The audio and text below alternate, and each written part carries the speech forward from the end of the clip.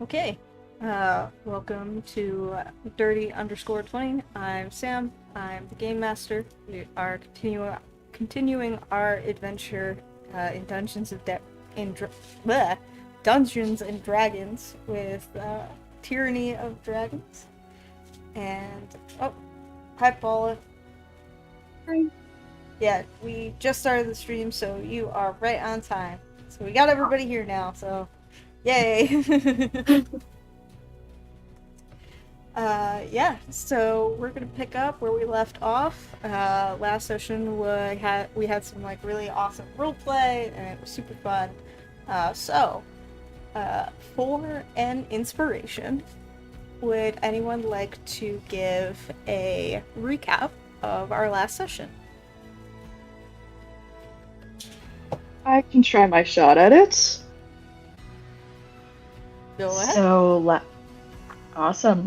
Last session, we attended the Lord's Alliance, and quite a few were in attendance. Lady Silverhand was there as well, and she was the one who was believing in what we told her about the plan to release Tiamat via the Plane Key, and she had a more vested interest than other members, such as King Melindrak, who doesn't believe it, doesn't see the relevance to his kingdom, and the follies of mankind and religious fanatics as they come and go.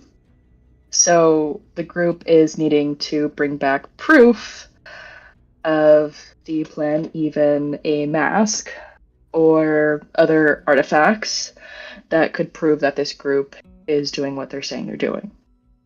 In that, it was revealed that Kyrell is the second prince of Silvery Moon, and that King Melindrak is his father.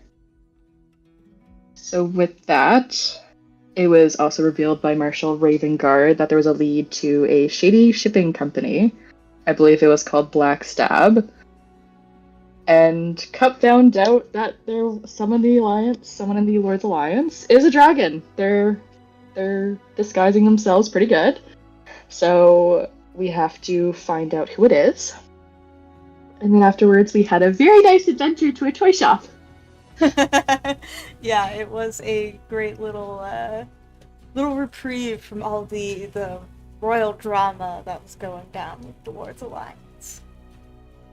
Yeah. And then Kyrell casually revealed that he built the plane key for other means, and then we decided to go on a little tour of the Black Stab, the trading company, and we found a map, and we are going to be heading towards the Karnath Roadhouse. Yes, it does appear that all roads are leading to the Roadhouse. So, great summary. You can have your inspiration. That will allow you a reroll at any time. Yeah, we will pick up from there. We'll just kind of say it's been the next day. You guys are in Waterdeep. You seem to have a direction in which you can go. It's Karnath Roadhouse.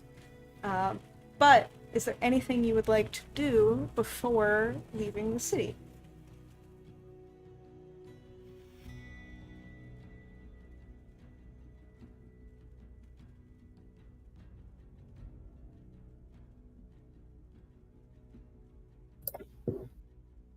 I think the only other thing kind of immediately in the city that we'd had our radar on was the arena that we heard rumors about. But I think especially given what was revealed after the Lord's Alliance, it feels like that can wait, and getting on the road is maybe first priority.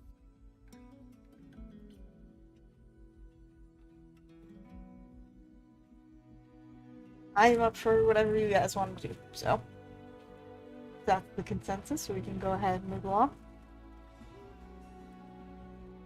Did we need to stock up on anything before we leave, or are we all right there? I think I'm good. Also good.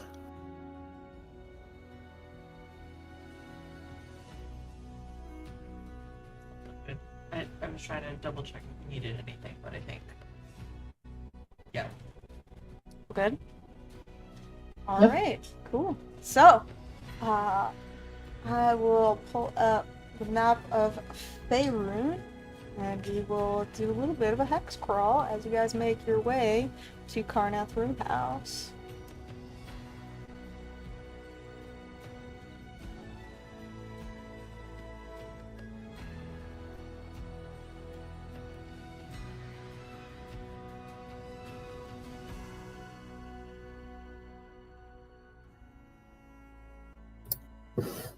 Love the upgraded Kermit token. It's beautiful. Thought you guys would appreciate that.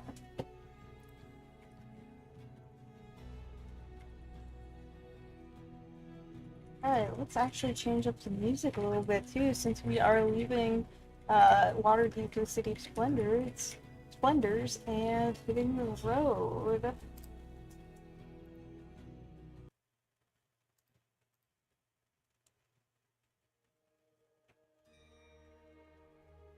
Alright. So, as you exit the bustling city on this fine morning, you leave behind the City of Splendors in all of its glory and make your way onto the open road. Your destination is Karnath Roadhouse, north of Waterdeep.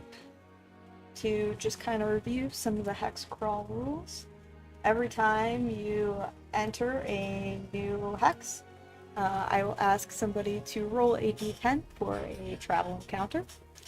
And that encounter can be combat, can be non-combat, can be basically, they're just travel encounters. So there are little adventures as you make your way toward Karnath Roadhouse. It does take 1 day to travel from one hex to another. So you're looking at about a 3 to 4 day journey up north.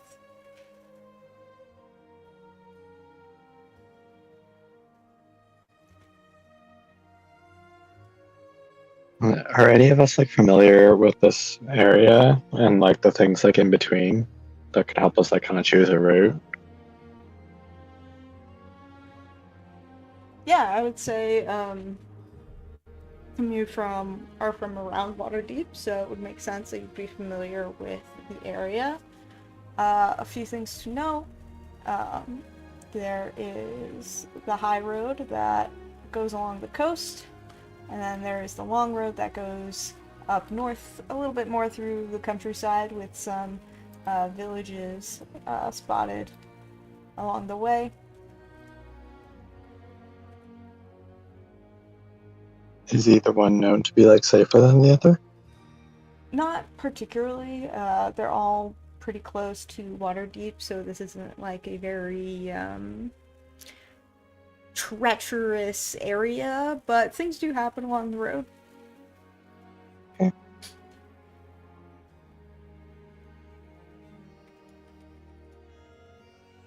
So let me know just which hex you guys would like to go to. You can use the little laser pointers in Owlbear Rodeo by going on the right-hand side panel and clicking on the pointer.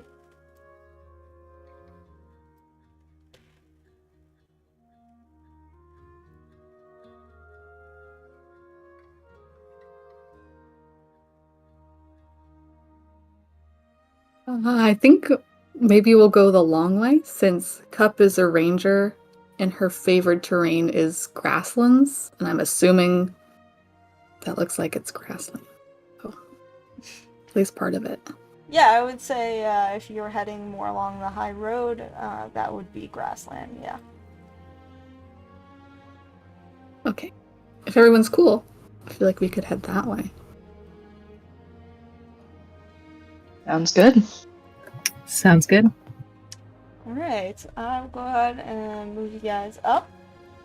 And, yeah, Cup, since you're leading this venture, why don't you go ahead and roll a d10 for me as a travel encounter.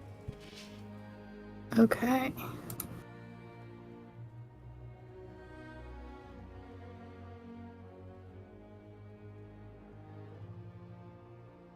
8.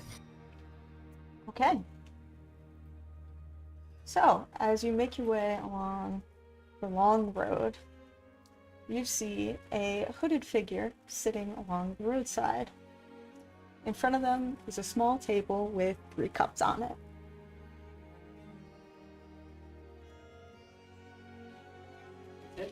As you approach, you hear a gravelly voice from underneath a tightly pulled hood say, "1 silver piece to play my game.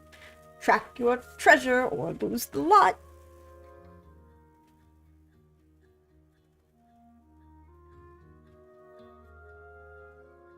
Cup's gonna walk up and just ask, so what's the game? What do I have to do? Do I give you the silver or do I win the silver?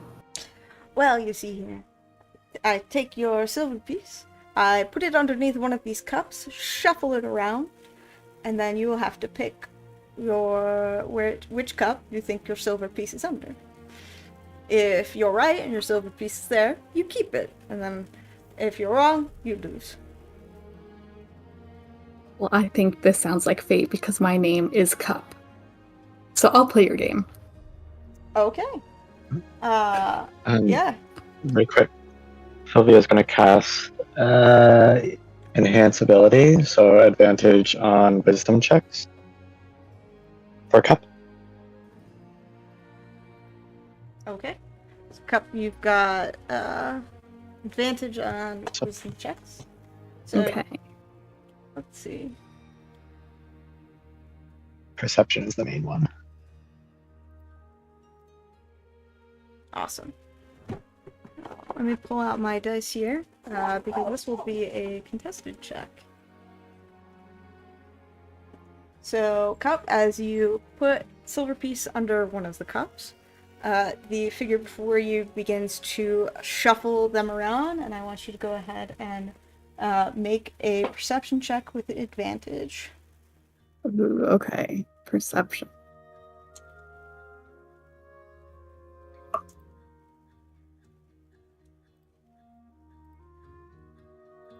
Ooh.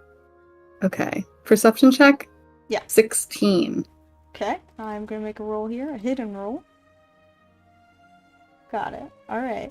So you track this cup moving around the table. It's moving pretty fast, right?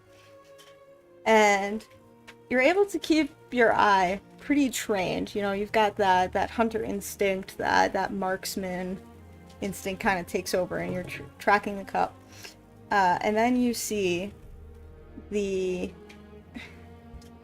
cup tilts up just ever so slightly, and from about the center of this like hooded figure, a third hand comes out, scaly hand, and snatches the silver piece. Well, darling, so which cup is your silver piece under? Question. Does this hand look familiar to like any creature I've seen before? Yeah. You beat their sleight of hand check pretty squarely. So yeah, you would recognize this as like a kobold hand that just snatched the silver piece out. These kobolds are everywhere. Cup is just going to reach their hand into the cloak. Ah, what are you doing? As you kind of reach your hand into the cloak, the hood throws back, and you see one kobold who's just like toppling over, and then a second kobold from the center of this trench coat. Like you're able to grab him, and he goes, "Ah, let me go!" And then a third kobold pops out from underneath the table. Not 3 kobolds. What do you think you're doing? Cup is going to grab the one who has the silver. Yeah, okay. And then just like hold him in the air and be like, I found it! I won. Yeah, you would recognize this as the same 3 kobolds from the caravan No. you guys encountered earlier. Yeah. Jesus Christ. They're like, bet you thought you seen the last of us. That's exactly what the other says. Bet you thought you'd seen the last of us. Motherfuckers. We gotta find some way to make Tiamat happy. By By stealing hiding people's in a silver. trench coat. How big is this trench coat?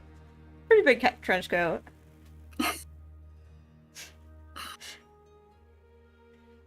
Oh, I think Cup wants to adopt these kobolds, but also. Do we let them scatter like rats into the brush, or I guess what do we do with them? Are they still just looking at us? They're like, oh shit. One of them is like, actually, Cup, since you're a halfling and it can reach you, it's gonna try to snatch the the silver piece back. Bitch. Yeah, just make Can a yeah. Can I lightly bonk it over the head with my staff? Not in like a trying to like knock it out cold kind of way, but just in like a like stop it. Roll an attack. All right, I don't know what I add to it. It's my first time actually using my staff for anything. Oh, a nat 20. My mother taught me well.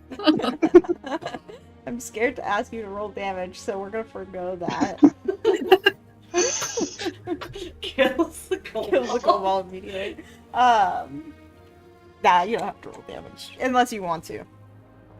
I really don't. I'm also Okay. afraid of that. So I don't think a kobold could survive 2d8 plus 2. Ooh, probably not. Not with a whole 5 hit points. Yeah, so you squarely bonk this kobold on the head with your staff. He goes, ow! That's not fair!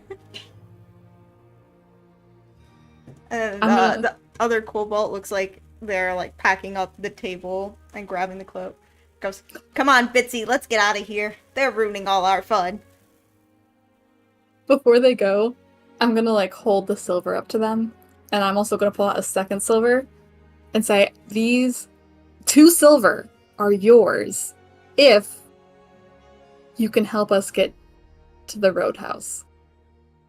Because I know that's where it's going. All of the money. Yeah, we know, but I don't know how you expect us to help you get there. I mean, you just walk along the road. Can I have that 2 silver now? Yes, bitches. I'll give you another one if you come with us. You see the 3 kobolds kind of exchange glances. Hold on a sec. And they shift over about 5 feet away from you and have a little group huddle. And you hear them bickering. You're like, Hitsy, that's like what? 4 silver? Do you think that's a goal? I don't know, Mitzi. I'm not quite sure. But that's more silver than we had before. Bitsy, I'm scared of the road a little bit. Shut up, Kitsy. You're gonna be fine. Okay, it's settled.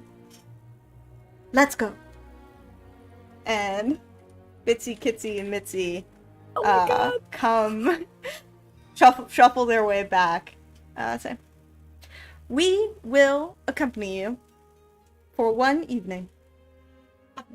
And then point you on the right direction. And we expect half of our payment now, please. 1.5 silvers? Hmm? You have to give them 1.5 silver? They can't count. You're illiterate too! That's so sad. Oh my god. We need to converse, and I'm gonna gather all of us up so that we can have our own secret conversation.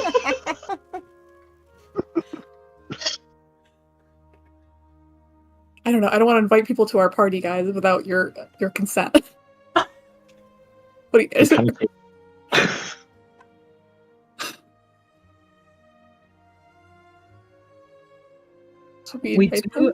We do already have cult disguises, and I do feel like all three of them will try to steal from us as at the first opportunity. But the question is, how good are they at stealing? And does it matter? It doesn't seem that they'd be too good at stealing.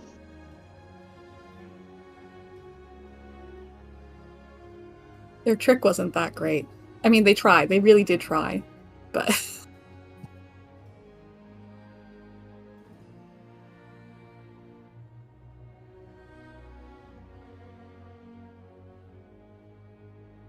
What do you think I don't they're see the saying harm over with- there? I don't know. Closer. Yeah, I think Next shrugs and is like, it's your silver to spend. I don't see the harm in it. all right, I'll go back to the kobolds, say we got a deal, and I'll give them 1 silver. There's your half. Excellent. And they begin fighting over it. Perfect. Oh, the shiny for now. No. I've got the shiny. Give it to me, Bitsy. And they just start wrestling. I need to know their backstory. I want to know everything about.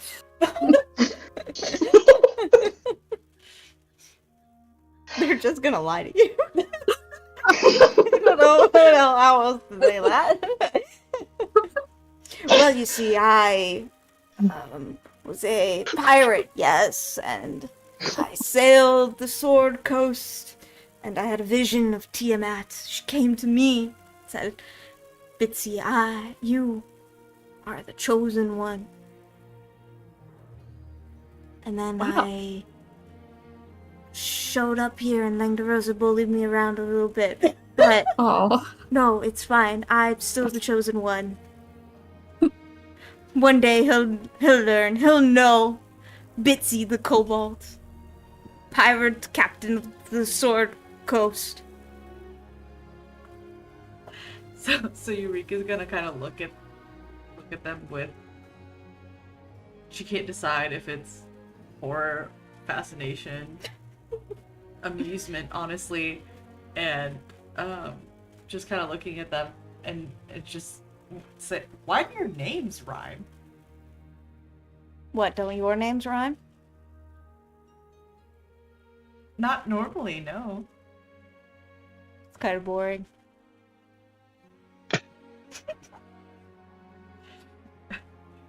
Eureka just feels like that was like psychic damage. She feels like she took psychic damage in that moment, like a gut punch, and needs to collect herself. So she kind of walks away for a little bit because she's just confused by them.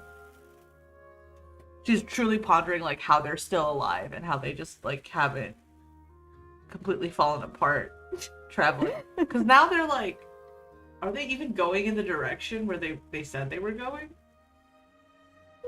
More or less.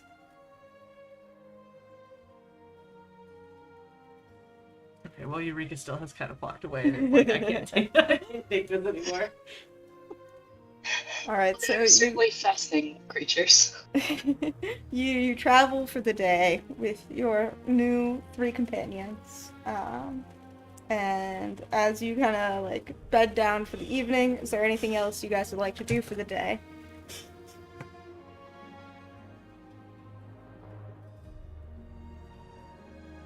Just camping along the roadside. Should we sleep in shifts? In consideration for the 3 kobolds that might get into tomfoolery while we're unconscious? That wouldn't be a bad idea. Yeah, I was like, or do we think it'd be kind of funny?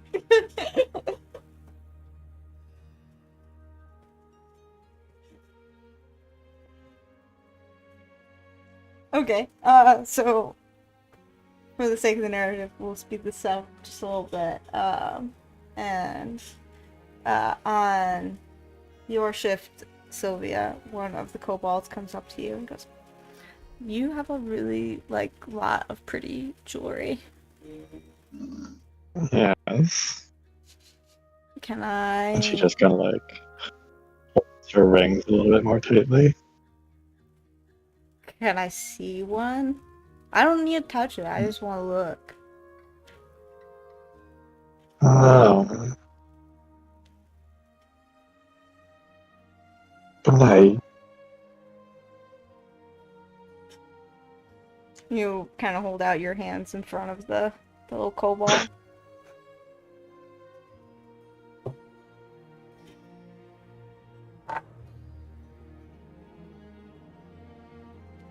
And she kind of takes a look at you. She's like, wow, it's really shiny. And make a perception check.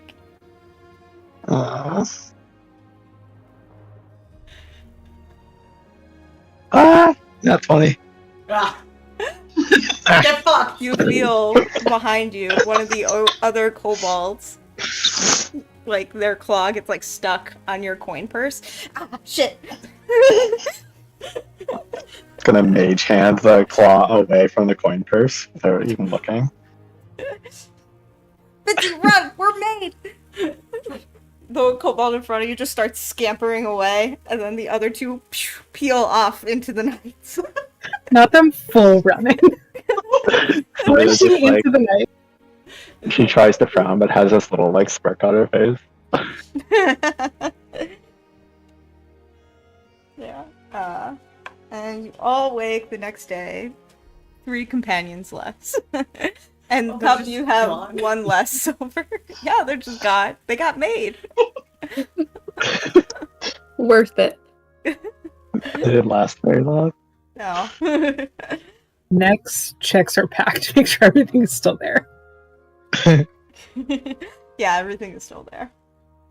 I love how we just got 2 nat 20s on a completely pointless encounter. Hey, look, I was very Yeah. proud of writing 3 kobolds in a trench coat.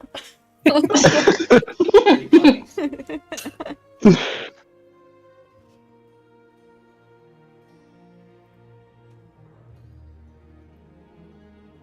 Alright. So, are we making our way further north to the next hex?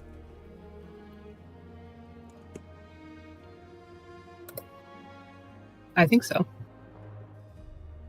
Alright. Tyrell, why don't you go ahead and roll me a d10 for a trail encounter? Alright. 7. 7. Okay. While you're traveling along the road, you pass a few traders, some, other travelers. You begin to hear rumors about a spirit in a nearby forest. And it's said that anyone who could find the spirit will receive a gift from Sylvanus himself.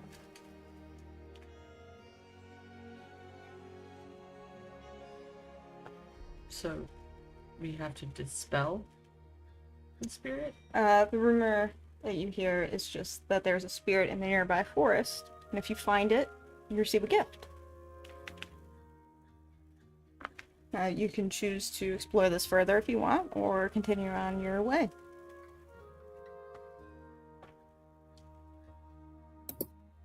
This might be ignorant. Is Sylvanus a god? Make a religion check. Really? Where's mine? Alright. 17? Yeah.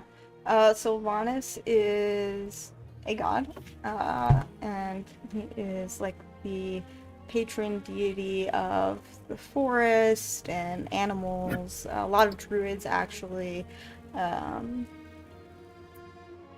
will worship Sylvanus.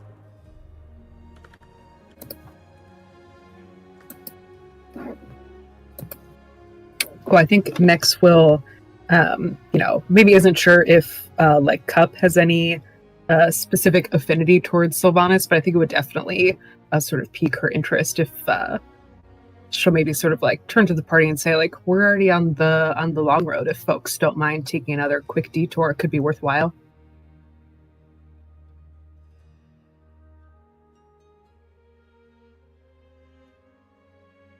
I'm down to explore.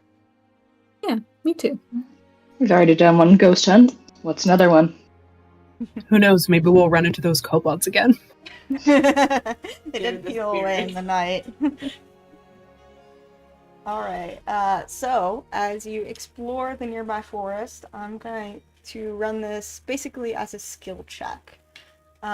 So your goal is to succeed on 2 survival skill checks, and there will be things that could happen should you fail or succeed on them. So would somebody please give me the first survival check?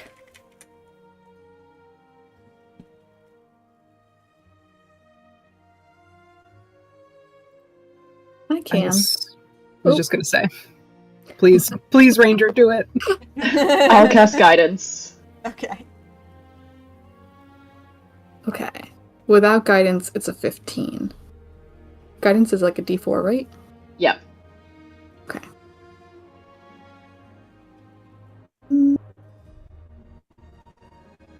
Okay, 17 total.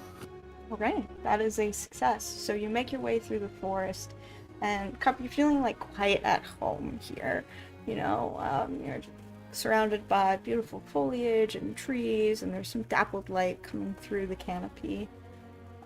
You're pretty confident that you are not lost. You even spot some like hoof tracks.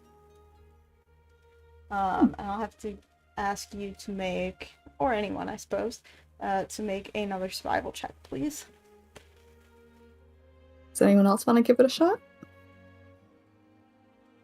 Could I maybe give the help action, like maybe using Druidcraft to like create more light for us on the path or something like that? Sure. Okay, here I go.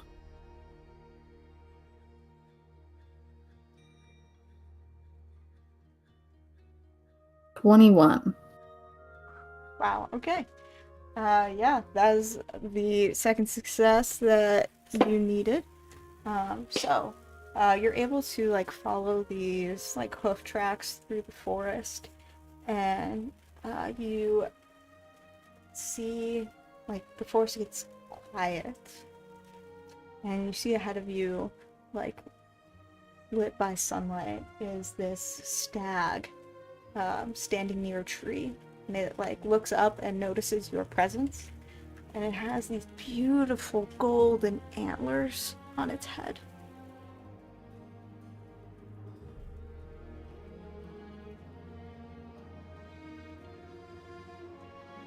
Does it seem afraid of us, or is it just kind of Doesn't seem watching? afraid of you, it just is looking at you, and has like noticed your presence in this little grove of the woods. Can I cast Speak with Animals on it? Sure. I think I'll sort of like very softly approach it and like communicating with it through the spell. Just tell it that we sort of like heard rumors of a spirit in these woods and kind of ask if this is what we're seeking. It responds to you kind of in your mind.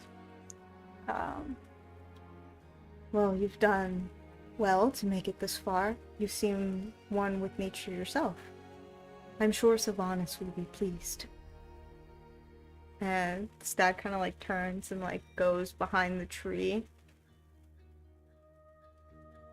And you don't see it come out from behind the tree.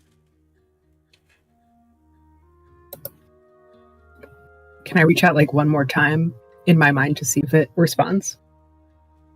Sure, you don't hear a response. I guess I'll kind of carefully creep like around the tree then. And as you kind of peer around the trunk of this large tree, you see leaning up against the tree trunk is this beautiful golden bow with just like, it's beautifully etched and inlaid with these silver leaves on arch.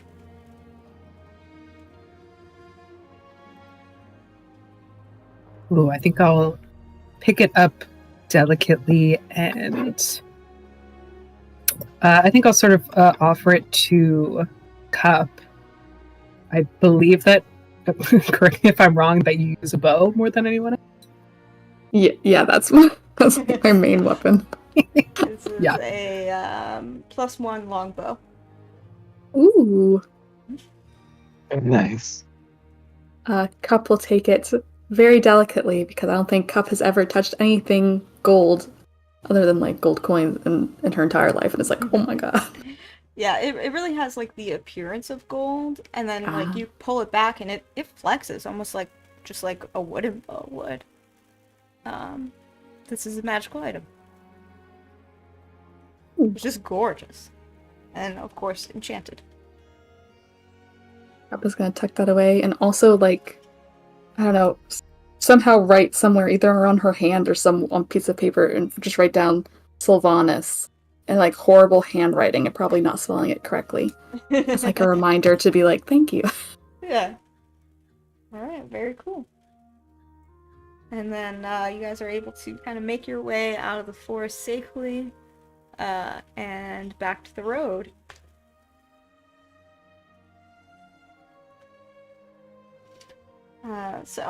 Unless you guys have anything else you want to do for the day, go ahead and just roll again for the next hex.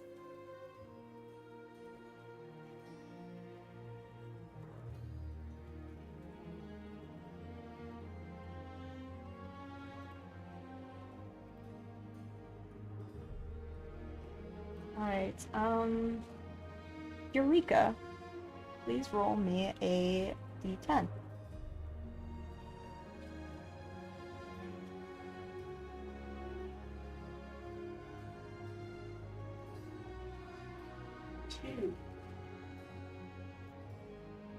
Alright. This one requires just a little bit of different music. Let me pull that up. Just 1 second here.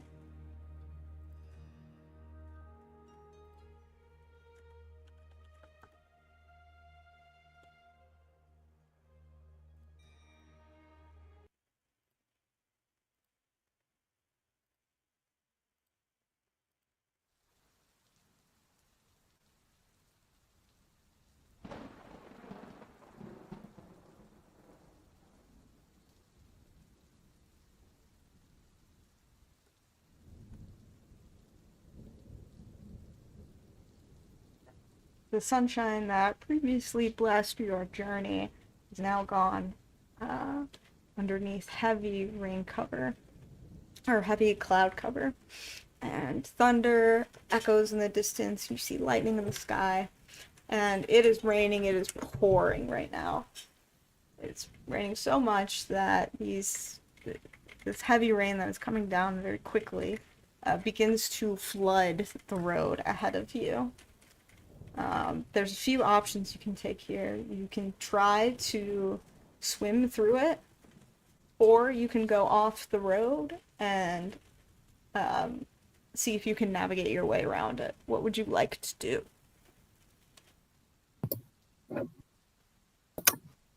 I think next we'll cast Tensor's Floating Disc, which creates a 3-foot wide disc that floats 3 feet off the ground.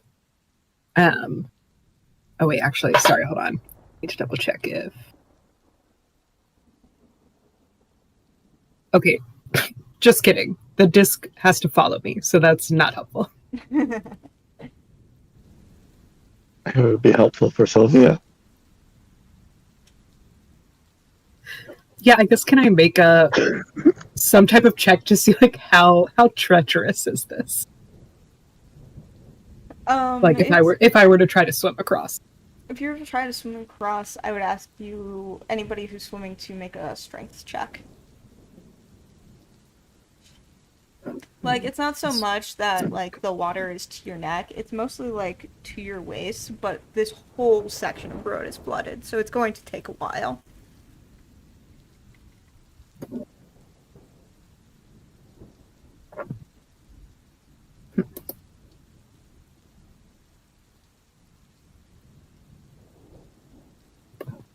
Sorry, I'm just also looking at my spells to see if I have anything more useful.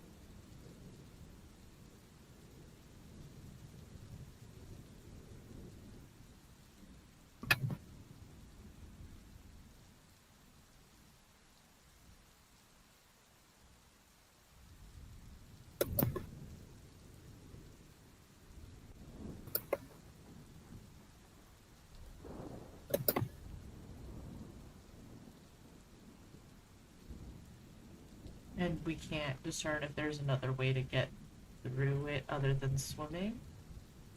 You can try to navigate your way around this flooded section of the road, but you will be navigating through the wilderness, which will require a survival check. Maybe if Cup would be willing to lead us through the road or through the woods, I could still cast Tensor's floating disc to like try to fit a couple people on it to maybe like, I don't know if that would give us advantage or anything if a few people are like aren't having to navigate terrain.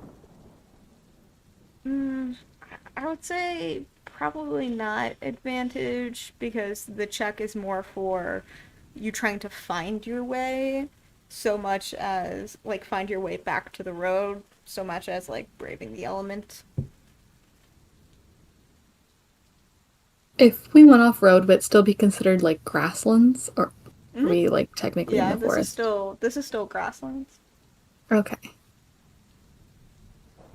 Yeah, we can try and go, because I can't become lost except by magical means.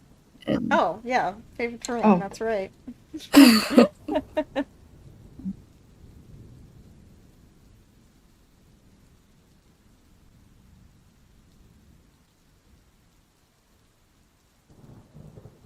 Alright, is that what you guys decide to do? Go off the beaten path a bit?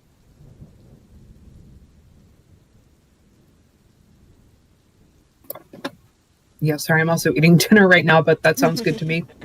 Yeah. Alright. I can't figure out another magical way to get through it other Yeah. than forcing it, and I'm not optimistic that I could get through it. Alright, Cup, with this being your favored terrain, you can bypass the skill check, you automatically succeed it, because you cannot get lost. And you guys actually don't lose any travel time during this journey either. Benefits of favorite terrain ranger. Sans, I never thought it would come in handy, but it did. Yeah, I mean, I'm glad. Alright, cool. The storm eventually clears up, and you guys find your way back to the road. Alright, so moving to the next square, which square are you guys heading for? This one? You can also probably go here and arrive at the Roadhouse, if you'd like.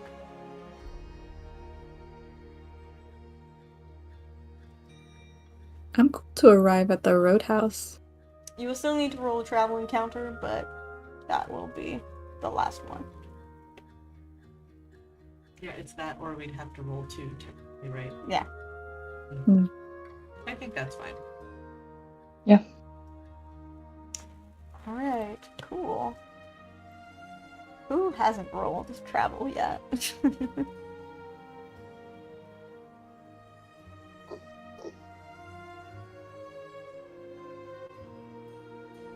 Next roll?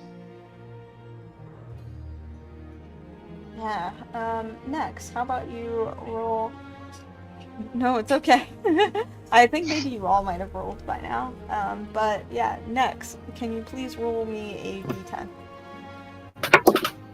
That's an 8. That's an 8. Ah, okay.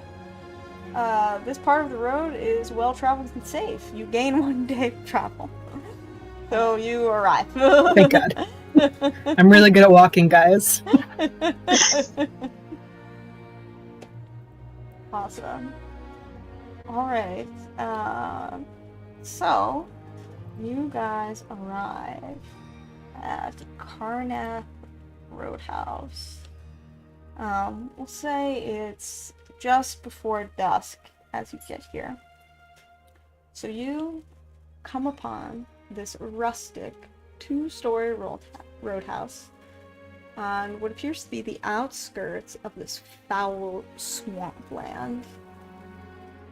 Outside the roadhouse is a loading area for wagons with barrels, crates, and sacks stacked neatly about. Horses neigh from an adjacent stable.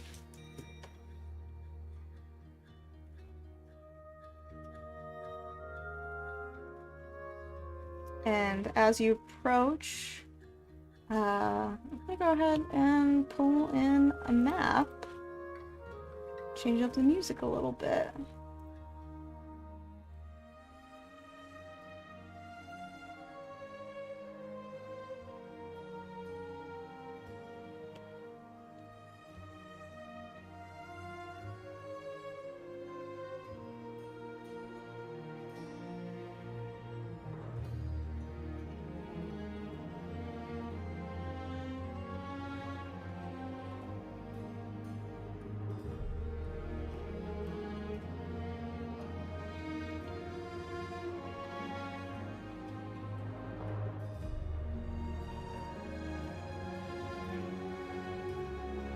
Alright.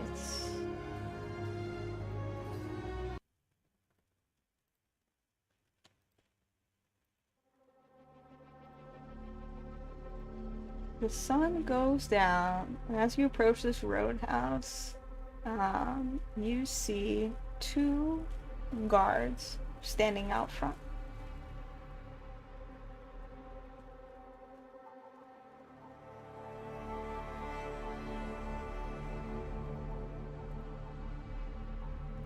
What would you like to do?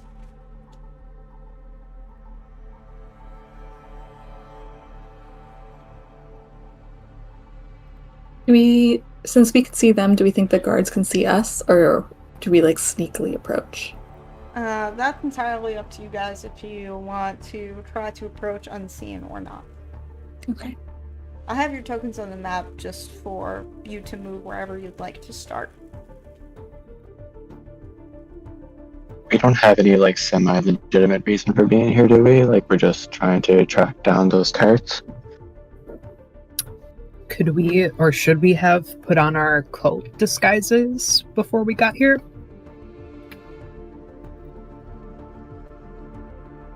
Do the guards? I don't know. We wouldn't be able to see that without them seeing us. Never mind. I was gonna ask if the guards were wearing anything. You make perception check. Yeah, I might just do that just for the hell of it.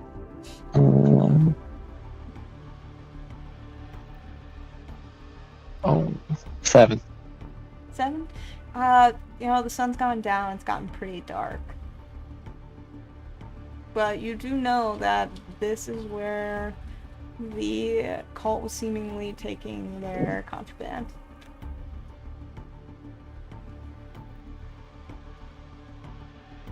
We could just try to like talk our way in and say that we're here to like inspect or something.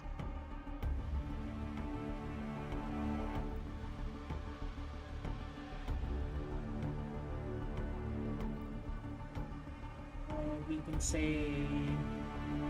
We can ask if those 3 kobolds have arrived yet. Bitsy, Kitsy, and Bitsy. Mitzi. yeah, and then we can say that it is suspicious. Well, that they should have come in ahead of us. Yeah. Or something. Is this a place where... Do other caravans also come here? Is it like a well-known spot for caravans to also lead up that area?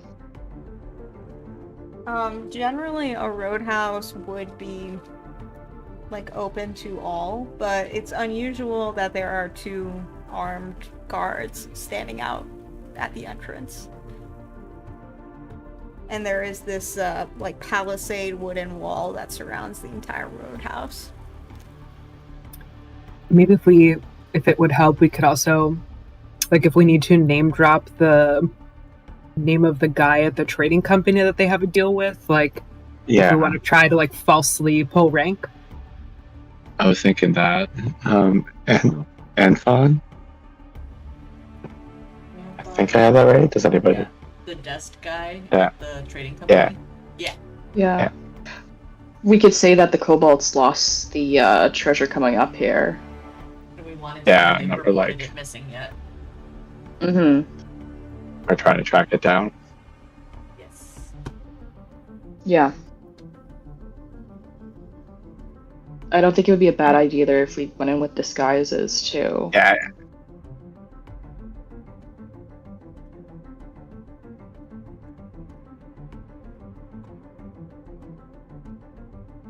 Alright, so you guys all approach wearing your disguises, your cloaks from the cultists that you've previously beat up.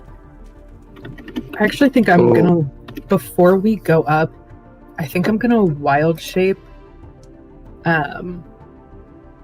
into something little. I'm trying to decide. Okay, maybe I'll get back to you in a second, but I'm gonna have wild shaped into a small animal to be like following with the group. Sure. Okay. I think- How small? Like a tiny animal or like a small animal? Like, would the guards notice your presence? I think they'll just go. I'm trying to see if I have anything with like more than one hit point that is also small. But I think I might just go for spider right now. Okay. So yeah, gotcha. something that like they wouldn't notice.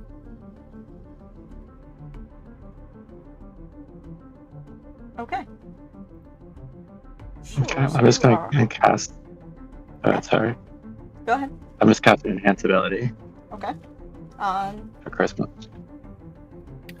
yourself. Yeah. Okay. Got it. So you Also, all just kidding. approach- I am going to be a cat. Okay. Cat, if you want to approach with them, you have to make a stealth check if you want to remain unseen. All right. Luckily, a cat has better stealth than I do. That is a 19, 19. and they get a 7. Oh!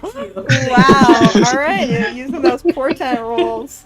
I love that so I- much. Dang, They're yeah. allergic to cats, and they're rubbing Yeah. their eyes.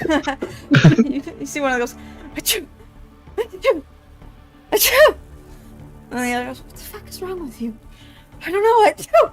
Oh, just allergies, I guess.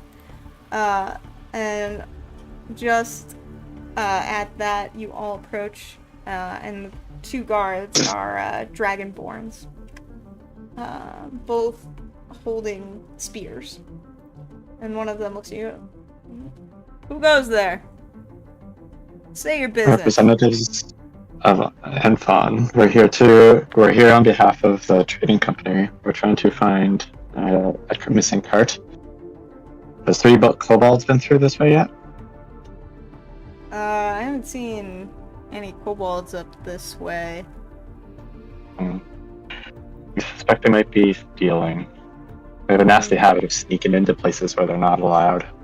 We'd like to get inside and investigate further. You implying I'm not doing my job appropriately? We've got this place Well, locked that's down. fine. Do you now? Well, yeah. Achoo! Well, we're not the ones that... I'm sorry, are you allergic to something? Yeah, it's hay fever, I guess. Achoo! And it's like There's- this is there- red dragonborn sneezes and a little fire comes out of his nostril. As this interaction is happening, can I like sneak around the side of the building to try and like I'm like too small to like peer through the windows, but just get a sense of like how big this place is and Yeah, sure. where the just like where some of the rooms are. Feel free to move your token. Vision is enabled, so it will move with you. Oh, Yeah, so we were ordered by your superiors. It's not my decision whether or not you're doing your job well. It's somebody above you who has decided you are not doing your job well and has sent us. well, I don't care who sent you. No one gets in without Langdorosa specifically signing off. Oh my god, just 1 second. Can Sylvia just like turn around for a second and like reach into her pack? And God, maybe okay. Eureka, will you talk some sense into them while I rummage for Langdorosa's slip? Just like buy them some time. Yeah, And so I'd- Eureka. Oh, you have to enable vision on the cat. Oh, because you wild shaped. That's right. Oh, Okay, the wall my it's bad. all- I got it. No, it's all good. Okay, and I'm going to walk over to the guards, kind of look them up and down, and say, like, you haven't heard of these kobolds before? They're, like, all over, causing wild chaos and abandon up and down this road. They just keep taking shiny things from people, all in the name of team, and then not explain, and then running away. I don't even think they have a cart with them anymore. I think they're just running around stealing people's stuff. Well, if there's no card, it wouldn't be here. While Eureka's talking to them, can I just quickly try to like forge just like a small note, just being like giving permission for us to enter and sign Langorosa? Yeah, I'll say make a sleight of hand check with disadvantage because you're trying to do this in front of them. But you have enhanced ability. I don't know what you enhanced. Charisma. Yeah, enhanced Damn. charisma. I know, right? Damn. I'm trying for you. Okay, if I did like a mediocre job on something like that, can I tell it's a mediocre job? Or is it just depends like on those your roll. things? I got a 10. You got a 10? I mean, Yeah. it's not your best work. Okay. What about like minor illusion? Would that work for something that's like writing? Minor illusion, I believe, has like somatic and verbal components, so they would know that you're casting a spell.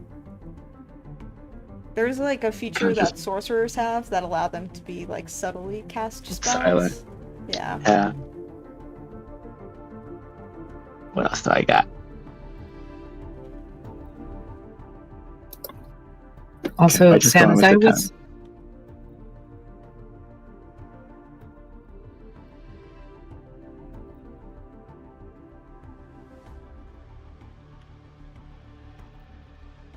All right. What were you saying next? sorry, this is the joy of Discord. I didn't mean to step on you. No, it's I was just gonna ask if, like, as I was walking around the back, that like thing that I saw in the back, was that just a horse? The little like Yeah. gear. So Okay. as you walked around the building, you saw that the perimeter is being patrolled by 2 guards, in addition to the 2 guards out front. And then you also saw a young stable boy in the back just shoveling hay. Cool. And I think I'm looking that now just is- to remember where the young things are. stable Okay. boy. I think I'll sort of just like post up, kind of like slinking around the corner, like watching what's going on, but keeping a distance. Okay. And Eureka, you hand this forged document to one of the guards. Sure. This should suffice for Or I'm sorry, not Eureka. not Sylvia. Sylvia. Okay. Yeah, I can Yeah, do it. Sylvia. Sorry. It works either Sorry. way. Yeah. Yeah. I mean, this is hardly official. No. Wait till the morning and we'll have Langdorus himself confirm this. But I can't let you in here tonight without anything more substantial than this. You're gonna have Langdoros's representatives waiting outside in the wet. We've been traveling. Obviously, this thing would be a little bit beaten up. Look, I'm not doing anything without the word from the big man himself. If you want, I can bring him down here and we can get this sorted out now. Look, I suggest you just let us in, and I'm just gonna cast suggestion. Nice. That is a save, right? Yeah.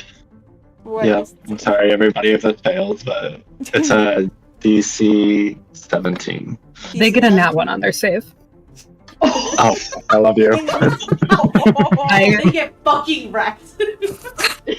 Important rolls are the death of me. I sneakily rub up against his leg as the spell is being cast.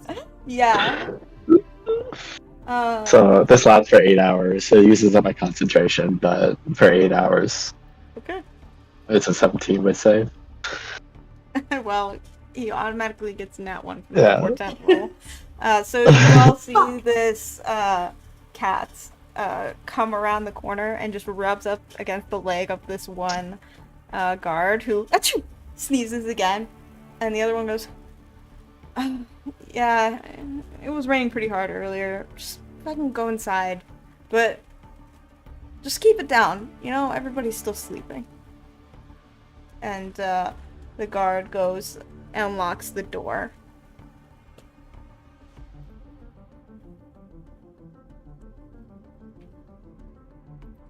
I'm just double checking some things too. I don't see anything in the description that they know that they've been charmed when it ends or anything, but that's something to keep in mind. We have 8 hours either way.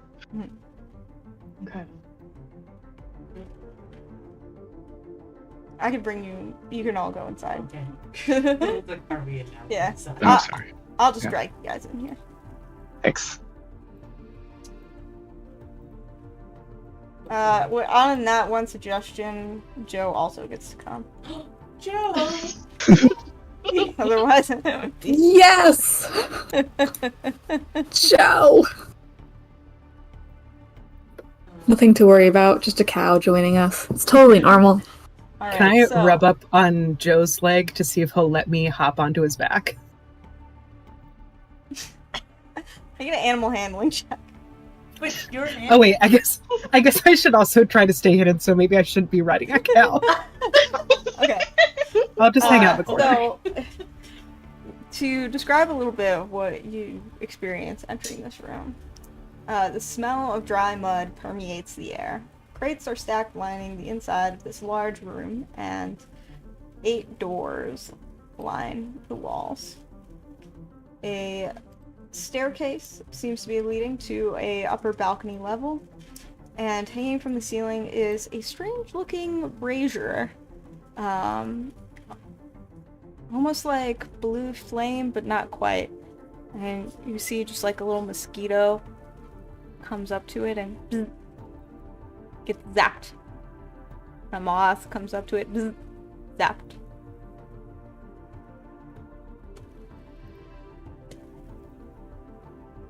So is it the fire itself making the sound, or is it the thing it's contained in? You can Arcana check. What if I touched it and used identify? It's on the ceiling. It's on this. Oh, okay, that's better. Sorry, I think I wasn't having great. Okay, let's do an Arcana check just for funsies. Nat 1 plus 6, but still it's A weird looking bug zapper. weird looking bug zapper, but it's making a zoot sound. Yeah. Okay, so that's good to know.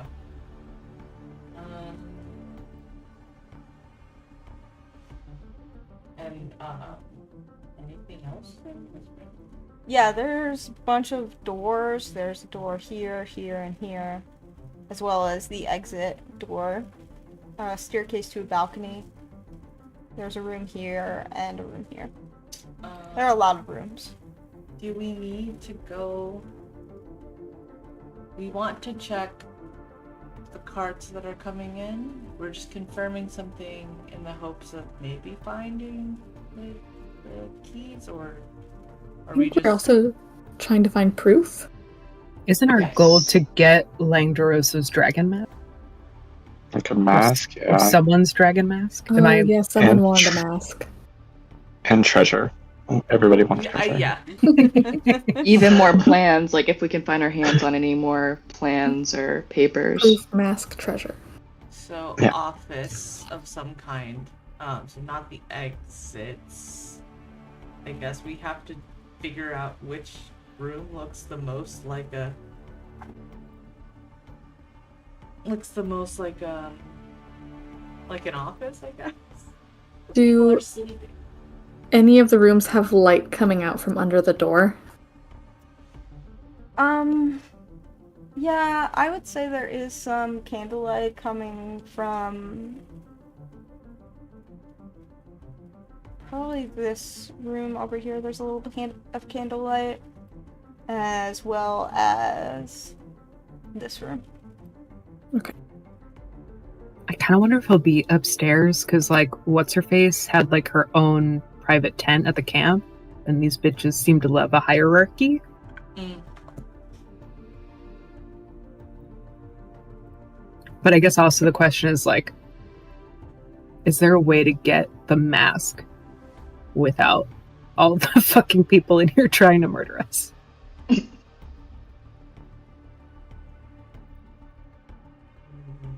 No. We could try like our sneaky people, just sneaking it out instead of us all gone. Yeah. But like that should be like the last thing I think we do. Was Langdorosa the one that killed Sylvia? Yeah. Okay, I just wanted to be sure. So actually, like maybe we should murder him in his sleep. Exactly. Revenge. Yeah, I think that sounds good. Do we think he's sleeping though? I feel What like he's time is under the he's in the room with the light. One of them. Yeah, can we make a perception check to see just like what noises we're hearing in what direction? I'll say this is more you don't have to make a roll for it. It's more covered by your passive perception. What is your passive perception? Mine is 15. I'm not sure how that interacts with. Okay, no, with Wild Shape I keep my wisdom, so yeah, 15. Yeah, it seems pretty quiet here. The guard outside did say that keep it down, everybody is sleeping. So with a 15 perception, you would hear snoring from the room next to you, actually. Sleep apnea. Sleep The apnea. The secret killer. Could we smother somebody? Not to be dark, but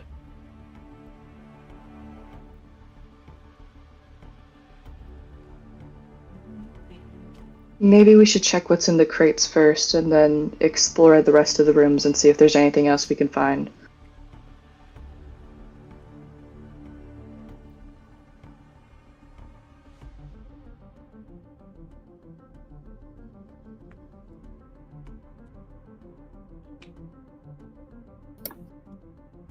Yeah, that sounds good to me. Maybe trying to just see what's in here.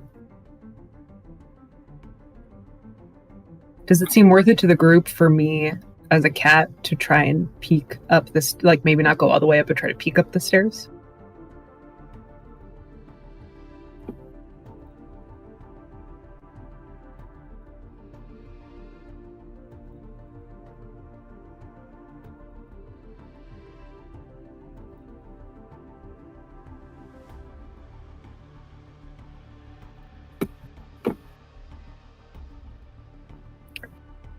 I guess I'll do that. All right. Come up yeah. to here, Gotcha. or wherever. So wherever Yeah, I can this- slink up the stairs. Yeah, this will lead you to a second level of this roadhouse. The staircase kind of leads up to a balcony level. While that's happening, where are the rest of you going? Are you staying here and waiting for next, or are you going to try to explore other rooms? Cup's gonna kind of be by this back door with Joe. Yeah, so you peer Looks out. natural. Yeah, you peer out the window here, and you see like a young boy shoveling hay for some horses. Okay. How weird would it be if they just look and they just see a cow looking at so scary. You know what? No, they don't see anything. damn. I think Carl's gonna look in the boxes. The crates. Sure. There's a couple of crates in this room. You look through them. Most of it looks like gear. So like parts to replace wheels on carts, some horse reins and stuff like that. Okay, now we will jump cut to the upper floor.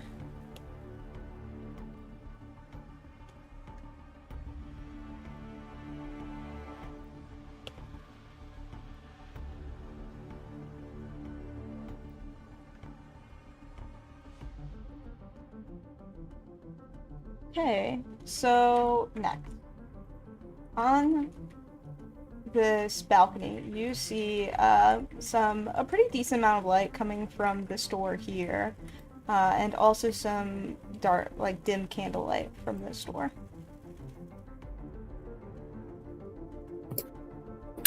Do I hear any noise coming from either of them? With your passive perception, you don't really hear much noise. It's pretty quiet.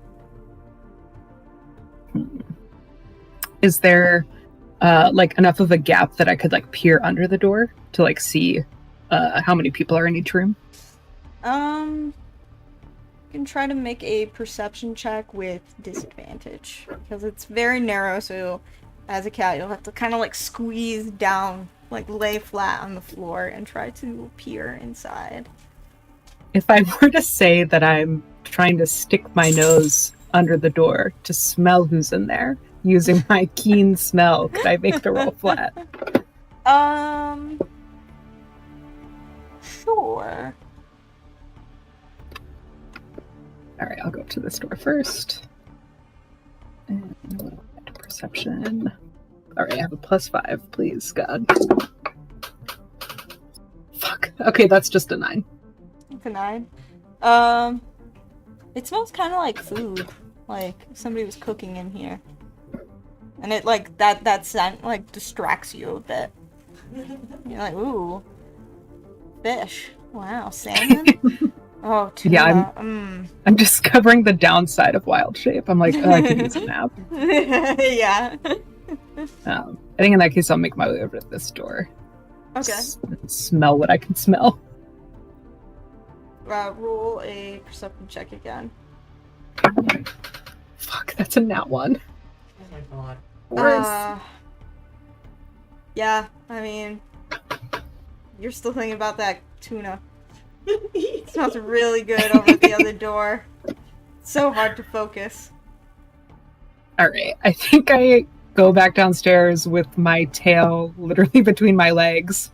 But I'll sort of like, kind of like nuzzling against one of my party mates here will kind of like gesture my head toward, if you're like thinking about it as looking at the screen, like toward the left, like away from the food smells upstairs. Right. Pull back the main floor map.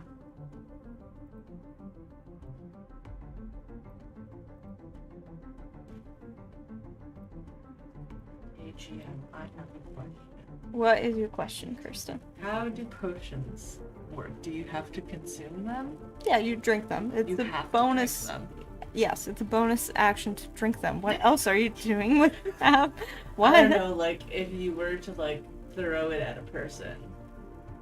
Like, This is not Boulder's Gate. okay. Why? You have to drink the potion. You can give a potion to somebody to drink later.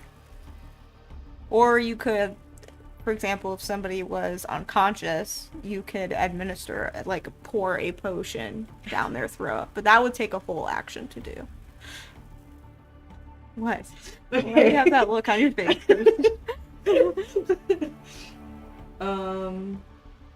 Okay. So, the idea that I have requires too many steps, or I don't know if that's likely. Because it would, so if, what is his name, Lingarosa? Mm-hmm. Were somehow unconscious, and then a potion he was unwillingly consumed a potion of transformation that made him look like not Langarosa but something else. And then he woke up in Langarosa's quarters. I mean, you can try to pour a potion into like a sleeping person's muzzle, but they will probably wake up and fight back. So this will require some checks if that's the route you want to go. Okay. Be really cool if it could do it, but. And then, are there checks for people sleeping? For waking them up? Do they just wake up if they hear a noise, or is this... If you're trying to be sneaky, stealth checks. Okay.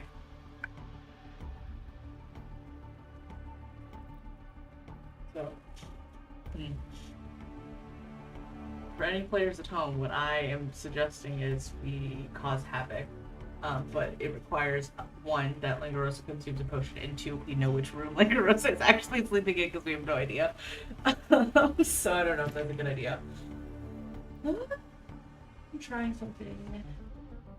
We could, that fire thing at the top of the building and the ceiling, we could knock it down and cause a fire so that everyone leaves the building. I don't know how people feel about that. I kind of feel like we just have to decide whether we're going to try to like sneak or if we're going to try to cause a ruckus and distract. Like what do we think will be more successful?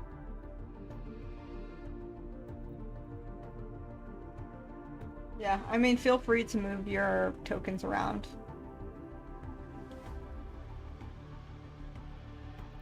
Yeah, I'll just kind of mark where some of the doors are.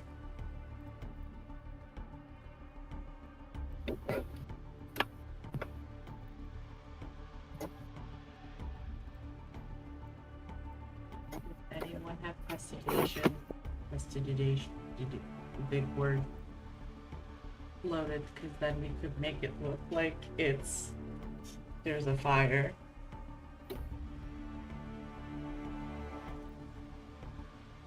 It's a lot of doors.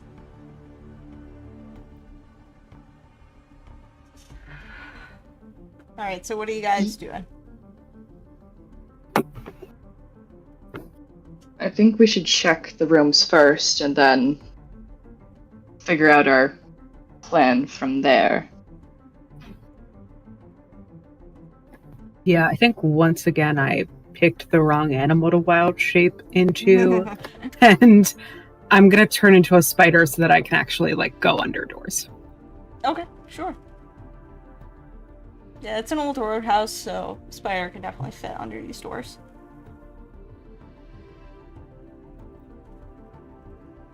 And honestly, I think I'll head back upstairs if folks are going to be checking out rooms down here. All right, we'll start with the downstairs crew then. Yeah. Who's opening doors? Up is gonna try and very quietly and sneakily open this door, the bottom left. All right, stealth check, please. Okay. Oh, I wish I had something to up my stealth. Guidance? It's okay, I got a 17. Okay. I panicked and then I rolled. All right, so you gently, quietly open the door, and you see a human guard sleeping in a cot.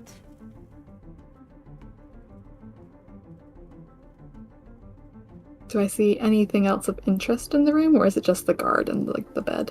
Just the guard. I'm gonna really quietly back out and close the door.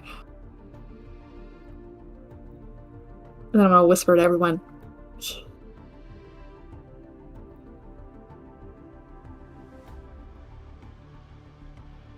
Right, anyone else doing anything downstairs? I think Kyrell's gonna peek open the door in here. Alright. So you open the door slowly and quietly, and you see what appears to be some kind of storage room with some crates stacked up. And you see, dun dun dun, another door here. I think Kyrell's is gonna motion over to everyone to come join them. Before Cup goes, is there any way to like move the box in front of the door to like so they can't get out the room she just checked? Yeah, sure. You can like go ahead and pull this crate over to the door. I'm gonna block the door. Yeah. Just so if we do get into a fight, they can't join. Sure. Good idea. Let me just kind of draw a rectangle here. And I'm gonna leave Joe to stand guard.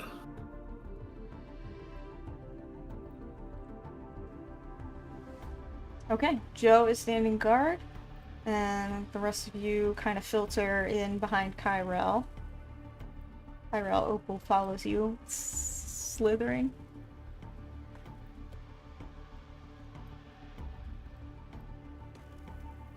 I think Kyrell is going to check some of the boxes here to see if it's still some of the same gear or if it's something different. Seems like some of the same gear.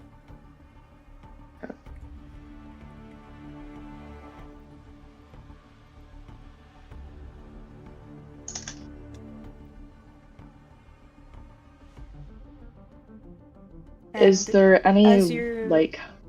Go on. Is there any light coming out from the door under the next door over? Yeah, there's some small candlelight, and as you like try the door, you find that it is locked.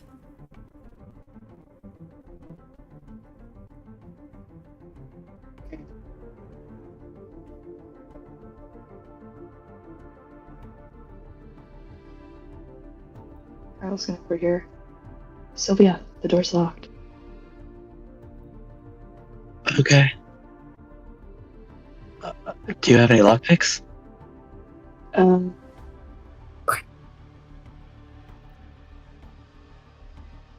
I don't think I have any right now, but I can make some, but it would take a lot of time. Made one while we were traveling. Oh yeah, yeah, While we were traveling, I just treated it like yeah. You, a rest or whatever. Mhm. Okay. I was assuming that was correct. I didn't know. Okay. Those thieves tools. So. yeah. So you have a pair of thieves tools. So I'll give And whoever's gonna like lockpick it Bardic Inspiration, so it's an extra D6. You can use it after the roll. That's a dexterity, correct? It's a sleight of hand check to pick a I'm lock. -1. So I should definitely not do it. I can try. I have +3. Okay, that sounds great. All right. So I'll give you the Bardic Inspiration. D6.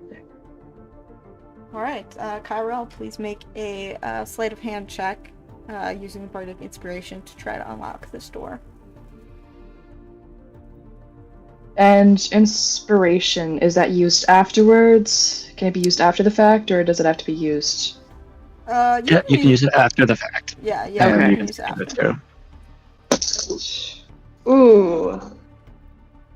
And I don't even. Well, the Bardic Inspiration, that would be a D6. So that is a dirty 20.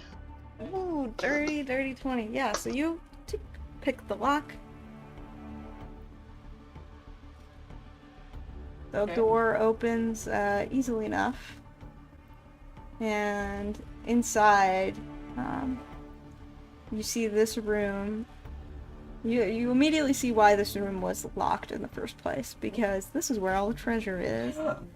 So there are Here we go. like a bunch of chests and crates.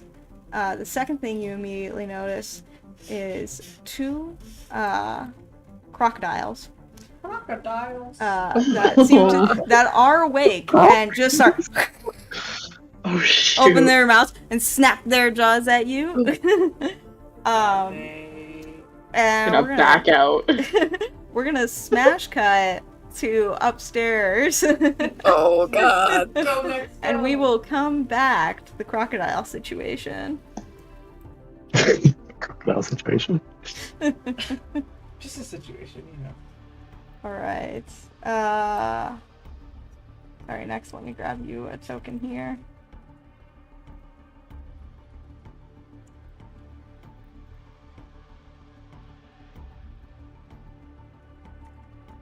All right. Next, as a spider, where are you going? What are you doing? I think I'll peek under the door on the right first, just to see what's up with, and hopefully the smells will be less enticing as a spider than they were as a cat. Yeah. So you skitter underneath the door. Sorry, let me add this one to your vision. There you go. In this room, you hear the metallic clang of pots and pans, and you see a cook. Stout, weary figure, just kind of mumbles to himself while washing the dishes of this kitchen. And he says, "You never get any friggin' sleep around here. It's always critters scratching and hissing under the floors." I give him a silent apology for adding to the plight of the working man, and we'll leave. Yeah, and I will make my way over to the other door. All right.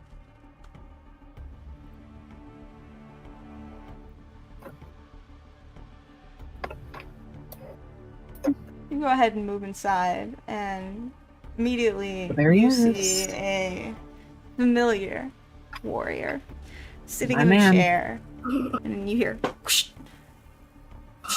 He's sharpening this massive great sword. And in this room, you also see what appears to be like a scholarly person, just kind of like flipping through a book.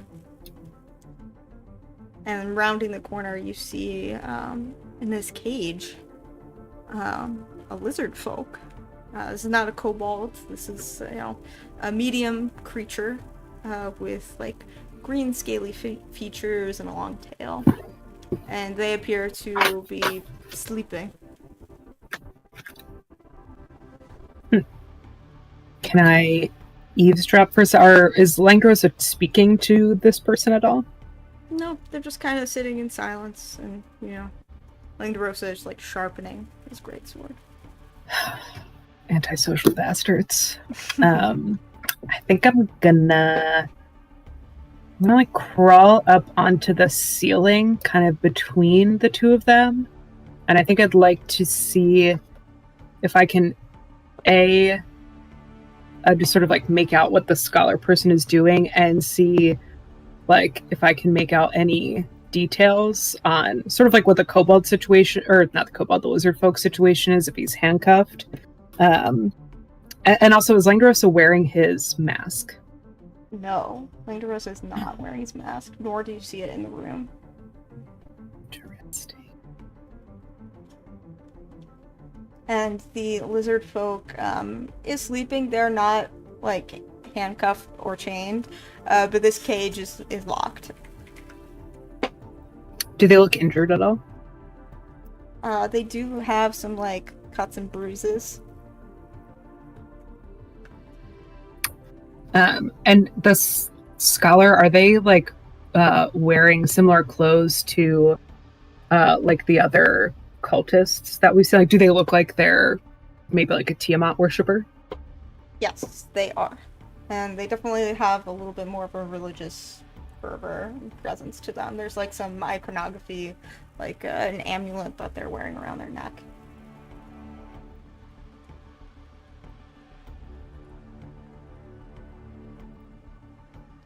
And at this point, you hear like this growling and like hissing from downstairs.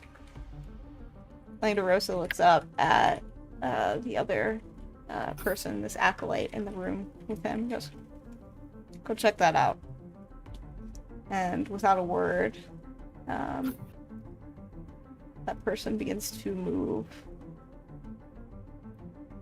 out of the room.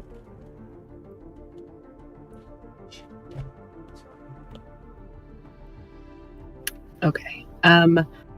One last question. Does it look like this? Is there any signs on the lizard folk that they're also aligned? Like, are they wearing any, like, cult symbols on them? It doesn't appear so. If anything, they look pretty roughed up. Okay.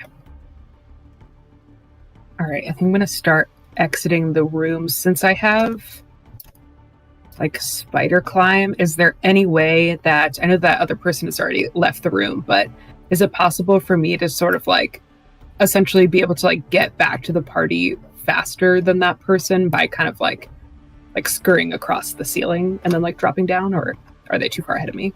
You can try to do that. You can also, I will say, if you want to, like, jump on the person and, like, Ooh, walk yes. with them. I'm going to take the bus. That one will take a stealth check. All right. Let's do it. What do I add to that? All right, +2. Please don't roll like shit. We'll put, for the sake of this, we'll put him here. It's a 7.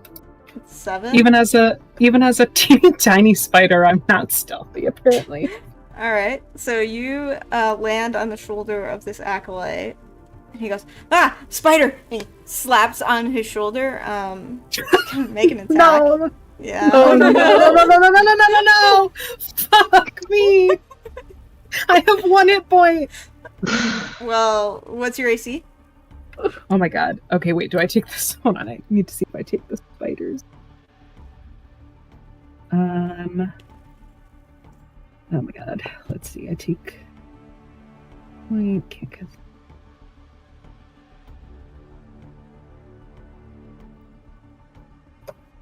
Okay, sorry, I'm not seeing anything about whether my AC changes in Wild Shape. Let me Google it real quick.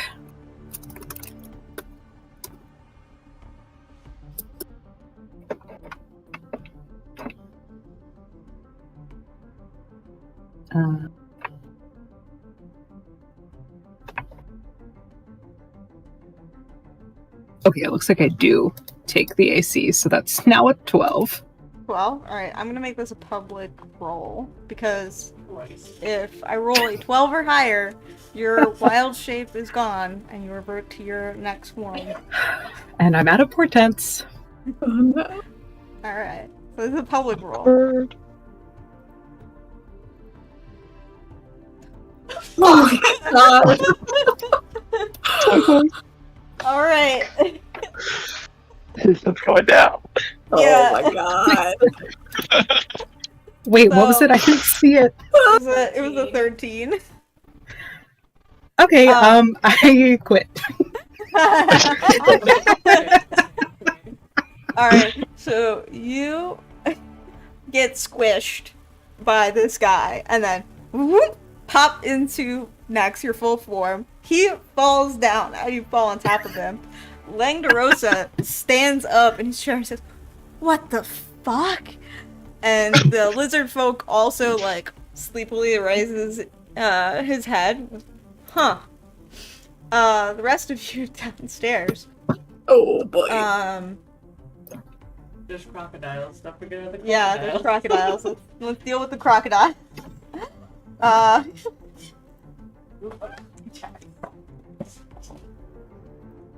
Alright, the rest of you downstairs. Room of crocodiles. What are you doing? Pup's gonna run in. And is going to cast Animal Friendship at 2nd level, so it'll affect both alligators. Or crocodiles. Sorry. Oh, fuck yeah. So is there, like, a save, or does that just happen? I think it's a save. It's a wisdom save. Okay. And they have to have an intelligence of 4 or lower. To be affected? Yeah. Okay, they have an intelligence of 2, so they would be affected. So they will make a wisdom save. And, Yes. What's the DC for your wisdom Oh save? wait. Oh yeah. It is. What is my spell DC? 12. Okay. So they have no modifiers for this save. So if they roll a 12 or higher, I'm going to make this also a public roll. Jesus Christ. If they roll a 12 or higher, they beat the save, so they are not affected and they will remain hostile toward you. If they roll an 11 or lower, then you have 2 crocodile friends. Okay. I'm gonna throw up. Oh my god, please. I would love like a race with crocodiles. They fail. So these crocodiles are friendly toward you. Cup, can you please read me the effects of that spell? Okay, this spell lets you convince a beast that you mean it no harm. It must see and hear you. Otherwise, it is charmed for the spell's duration, which is 24 hours. Nice. So it just thinks we mean it no harm. Awesome. Excellent. So these crocodiles go from like angrily hissing and snapping their jaws at you. Cup, you burst into the room, you do the like Chris Pratt thing in Jurassic Park where he just kind of like puts his arms out and then the velociraptors calm down. and these crocodiles just stop hissing at you and they just like look at you, slowly blinking, and then like just walking. They just like walk up to you, but not aggressively. They're no longer threatened by you. Okay. I'm gonna gently pass my hand over their eyes so that they it's like, ooh, go to sleep. This one will just like curl up like a cat and Oh. start going to sleep. Okay. Upstairs.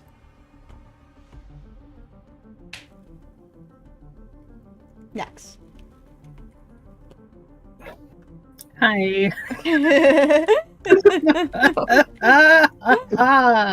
Yeah. So, you drop your wild shape. Leg DeRosa stands up.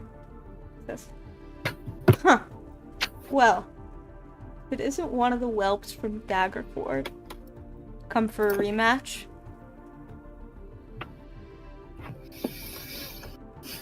Okay, just out of character. Does anyone have any objections to me just freaking out? Because that's all I can do right now. No. Do you scream? Free to freak. I'm just gonna really loudly yell, guys, I fucked up! And I'm gonna cast a 3rd level Earth Tremor on him and the Acolyte. Okay. So we're gonna roll initiative. Because he's very much prepared for this to turn violent. Yeah, he was literally sharpening a sword when I walked in. Yeah.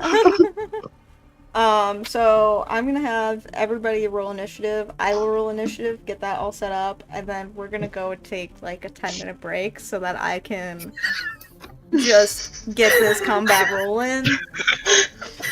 I'm so sorry. Oh. No, that was brilliant. So please, Was it? I mean, it was brilliant for me. I'm having fun. Can't wait to roll a new character after this session.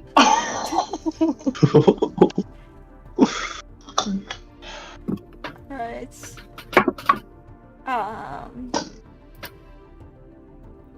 God, you guys are all on different floors, so this might... We're just gonna use the top floor map for now.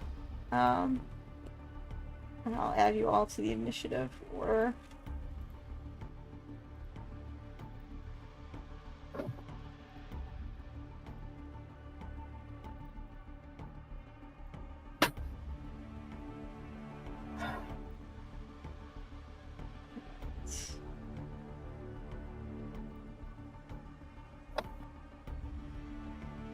Wow, my dice karma from being too cocky with those portents is so real. I just rolled another 5 for initiative, which turns into a 7. Oh.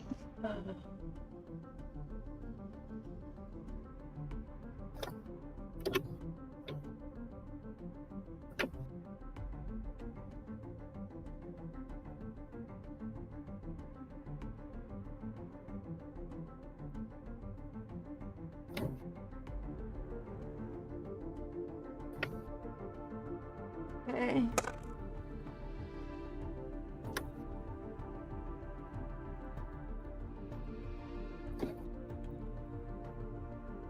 Just getting all of the initiative rolls before we go to break. Oh my god, the rogue. I mean, it's not a rogue, it's the guards, but that's like the default name of the token.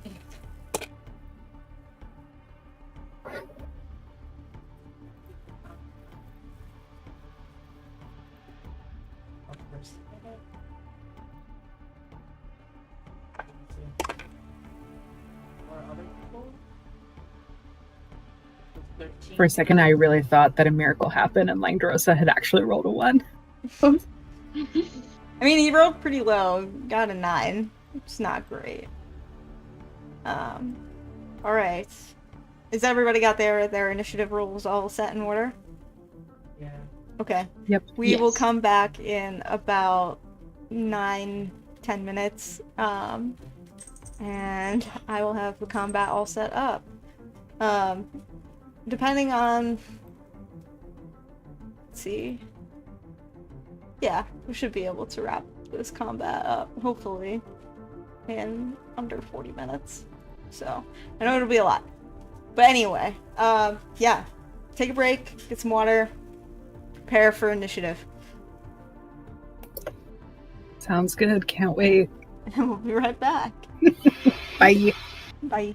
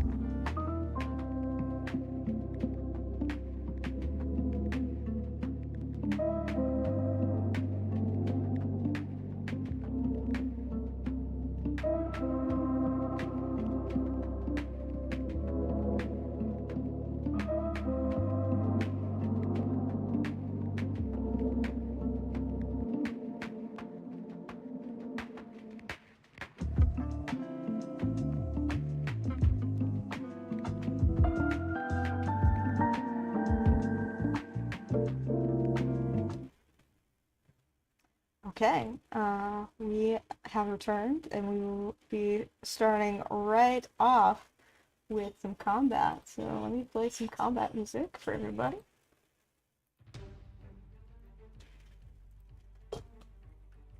Top of the round are all of the guards. So I will say, for the purposes of this, they hear this ruckus, and they will take, like, all of them will take their movement and action to get out of bed, wake up, grab their gear, and then exit their respective sleeping quarters. And that will be their turn. Cup. What would you like to do? Ooh. Just a question. The one I locked in their room. Did I you hear. Lock them? Yeah, there is one less guard here because of that. You hear banging. Hi! What's going on out there? Hello? Okay, good. Cup just quietly, she's like, yes. That was pretty clever. Oh, okay. So I take it we came out of, like, our little storage room when we... Yeah, when we heard Nex lose it. You'd be flexible with your starting position. Okay. But you definitely are on the first floor. I think Joe is probably... I think that's where I left Joe, over there. Okay. Okay. I am going to back up the stairs. And I'm gonna take a shot at this number 2. Alright. Roll an attack with your +1 longbow. Yes. Mm-hmm. It's a 17. 17 will hit. Roll damage.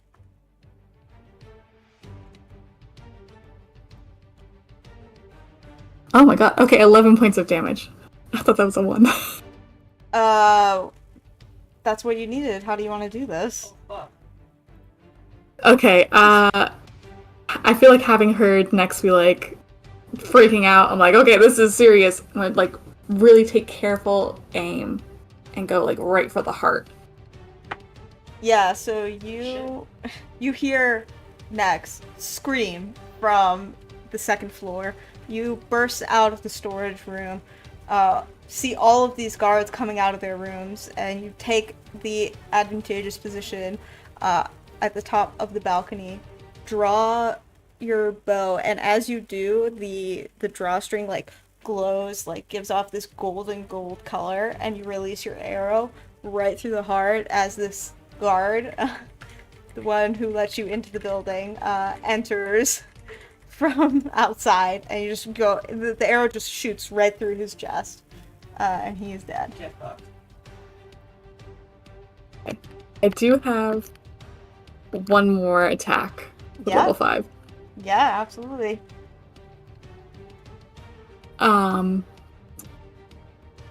Okay. I'm gonna try and shoot down the giant chandelier. Ooh, interesting. Roll. And yes. oh yeah, no, I'm gonna. Okay, no, yeah, that's what I'm gonna do. I'm gonna do that. Okay. Roll to hit, please. 13. A 13 will hit. Roll damage. 6. 6. Yeah, so, I mean, the chandelier was just hung up by a rope. So you shoot an arrow, goes and severs the rope, and the chandelier comes crashing down.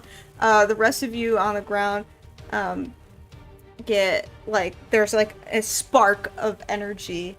Let's see.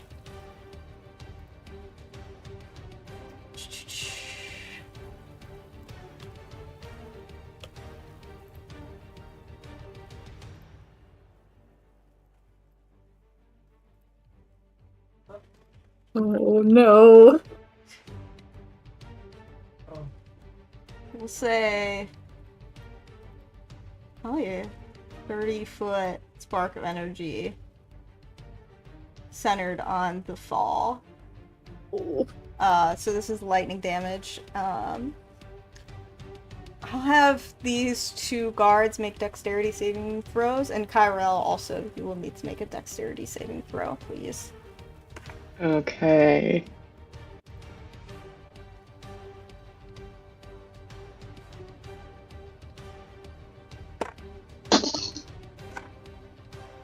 That is a 19. 19, okay. So you'll take half damage. These other 2 guards will take full damage. Get fucked.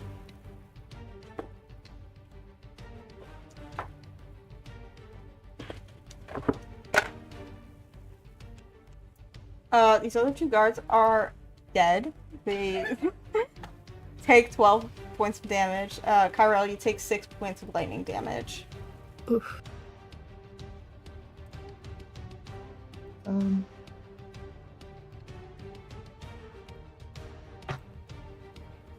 Alright. Cup, anything else for your extremely deadly turn?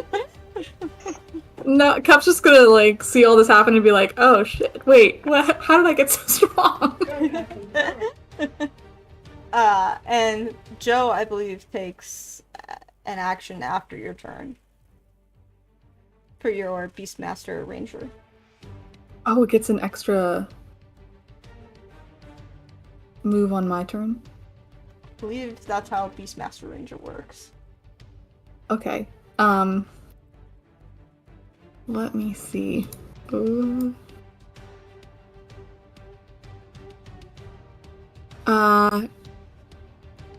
is gonna charge at this number 7. Okay. Let's see if Joe can get there. Oh yeah, I forgot to see how much distance. Yeah, Joe can get within melee. Okay. So I'm gonna. Oh wait. Can Joe use her charge attack, or is this just like a? Yeah, Joe Okay. acts on your turn. So. Oh, okay. So I will roll a hit. I forgot how to play a ranger. Okay. That's a 12 to hit. Unfortunately, 12 will miss. Okay. That's alright. All right. You did so much. Okay, Eureka. It's your turn. What would you like to do? Eureka is gonna set her sights on number 1. Okay. Only there. And she is gonna. She's gonna go. She's gonna lowball. She's gonna play it safe a little bit. And she's gonna cast Firebolt at him. Okay. Roll to hit. In 14. 14 will miss. God damn it. Okay. And that sucks per usual. I'm gonna say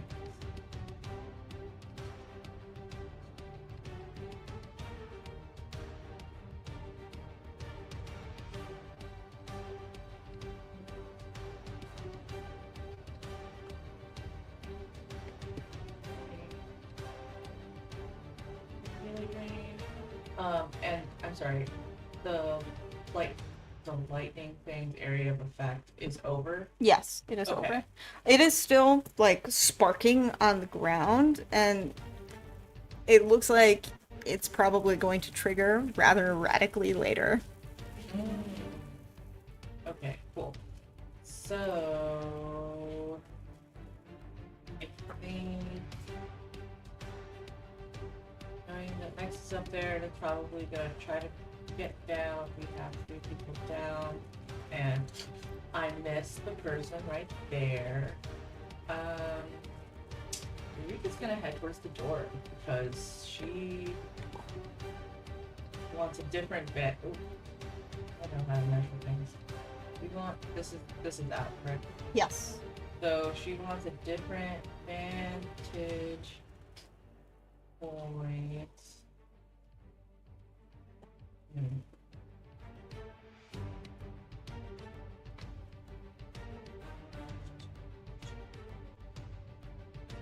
Actually, over here.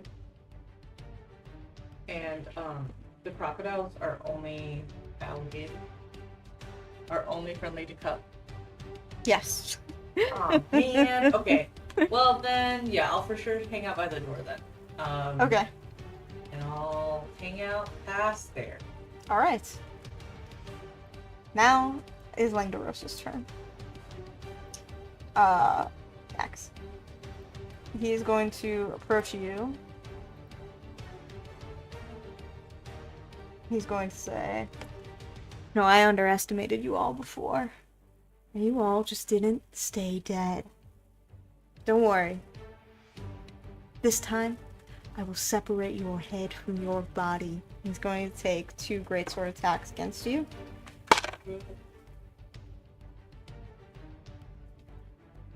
First one is a 24 to hit. And the second one is a 19 to hit. Yeah, that'll hit. Okay. Oh.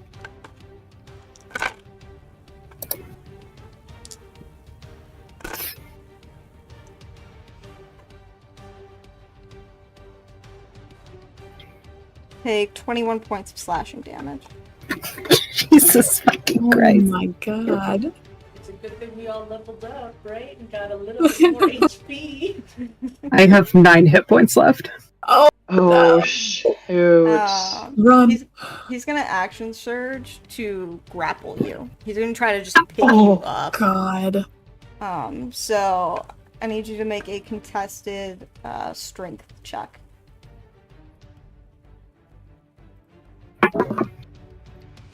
That's a 5. It's 5. Okay. I'll Nothing just, but 5s tonight. just make this a public roll. He has a +4 to this, so yeah, 21. He easily grabs you and just picks you up by the collar, and you're like bleeding pretty profusely now from like your 2 open wounds.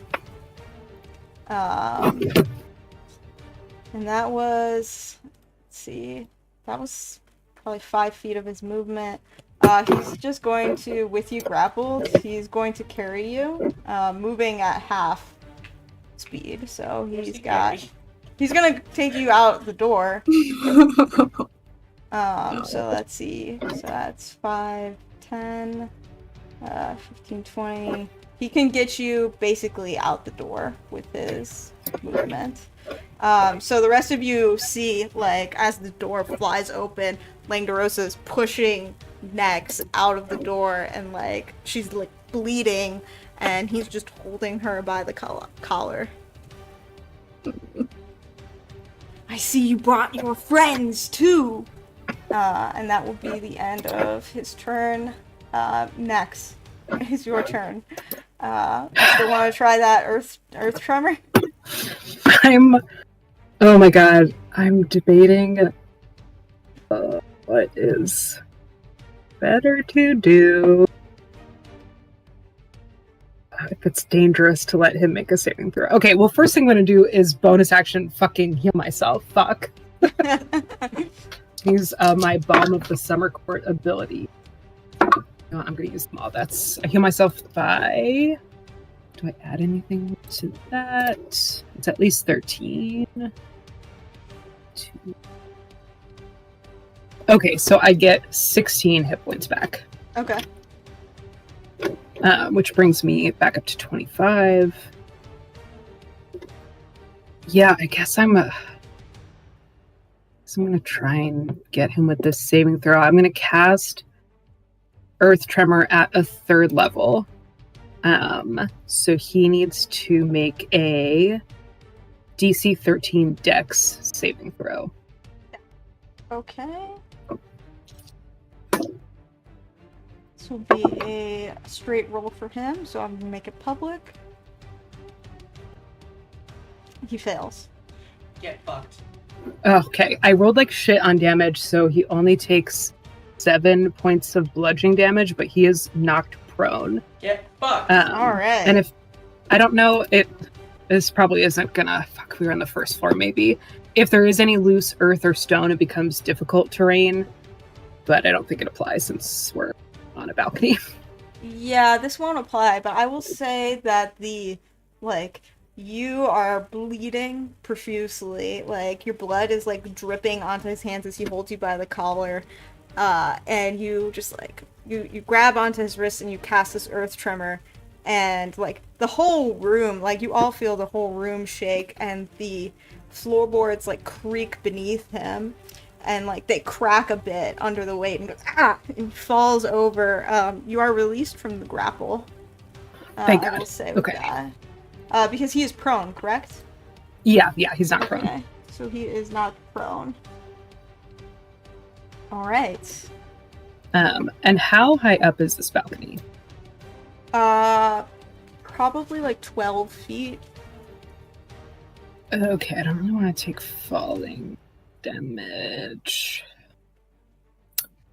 Would it, like, lessen if I was able to, like, hang over the edge and then drop myself? Or is it going to be, like, I take falling damage no matter what if I try to yoink over this railing? I could also cast Featherfall if you're really worried about that, because you're within 60 feet and it's a reaction, right? Or Oh. Yeah, and I would, otherwise I would let you make an acrobatics check to see. Okay. Yeah, I think I'm gonna... Yeah, I think Nex has really entered, like, fight or flight mode, and so she's just gonna spit some blood in his face and yell, "Get fucked!" And he's gonna jump off the I'll balcony. make a check to see if I can do this. Yeah, sure. Acrobatics check, Nice. please. Acrobatics. Oh my god, that is a nat 1. What is happening? I'm getting new dice. Oh my god. can I look and be like, oh no? You want to use your reaction? Featherfall? Yeah, sure. You can use your reaction to cast. Okay. I think that's a reaction. Yeah, Yes. it's just a reaction. So. Yeah, you use your reaction, cast Featherfall. Next you yell, "Get fucked!" and just launch yourself off the balcony. I, like, try to do something cool for a second, and then I slip in a puddle of my own blood and just... But you Okay, so that was still 5, fall to the ground 10. without taking any damage. Yeah. Alright, cool. I'm gonna use the rest of my... So that was 15 feet of movement. So we have 5, 10, 15... Okay, I think I'm gonna move, like, underneath the sort of, like, overhang of the balcony toward the back Sure. door, Mhm. to try and also, like, get out of line of sight from him. Got it. Okay. Noted. And I think that's all I can fuck up on my turn.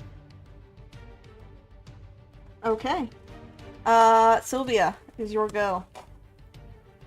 So Sylvia's going to start glowing in this kind of like purpley light and point her rapier at Langdorosa, and she's going to cast as a bonus action Mantle of Inspiration.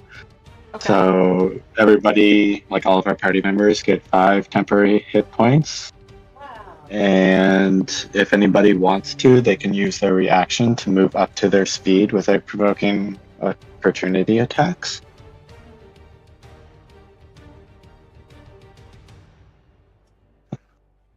Does anybody want to move before I start like doing other shit? Yeah, I think others will move on their turns. I But think just it's have that. right now. Oh, I is think it? like each creature can immediately use its reaction to move Heck up to yeah, its speed. Okay. Yeah, Yeah. so you can all move if you want to without Yeah. provoking attacks of opportunity. I'll just get a little further away. Just a little bit. Fully runs. I think Joe's gonna back up too. Okay. So I think Kyrell's gonna run up the stairs a little bit over here, like to kind of get in front of Nex. Yeah, sure. And Nex is on the bottom floor, and Kyrell Oh, are on okay, the okay, top okay. floor. Okay, then. Yeah, I'm Okay, sorry, there's no Kyrell's real gonna stay good, like, circle I have to indicate that. Actually, over here, because is Cup on the first floor or the second? Cup is on up the first stairs. floor. Yeah. Okay. So Next, I like what you're doing there with turning your token upside down, meaning you're on the lower floor. Okay. Alright, any other okay. movement? I don't think. Okay. I'm a little bit confused about like the floor thing. So like, are all like 5, 6, 7 and Sylvia? Are we all on the lower floor? Yes, you're all on the lower floor. Okay. So like So we can. this dirt area here is the lower floor, Yeah. and the wood area is the like balcony. Okay. Yeah, so there's like a And there's, like- railing up here. There's a staircase and a railing on the side, so you can see Langdorosa at the top of this balcony. Okay. Okay. And then the other thing I'll do, so Purpley Glow kind of like flows from her arcs up and then comes down, and I'll cast Fairy Fire on Okay. 5, 6, 7, or as many of them as I can get with a 20-foot. What is it? 20-foot cube radius? 1 sec. 20-foot cube. 20-foot cube, okay. Just use fire cube. Yeah, you can get all of them with your fairy fire. Sweet. Okay, so it's a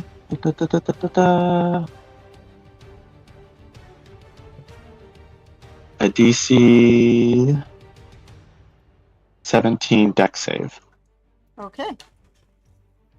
I'll make 3 of those. Natural 1. Uh, 9.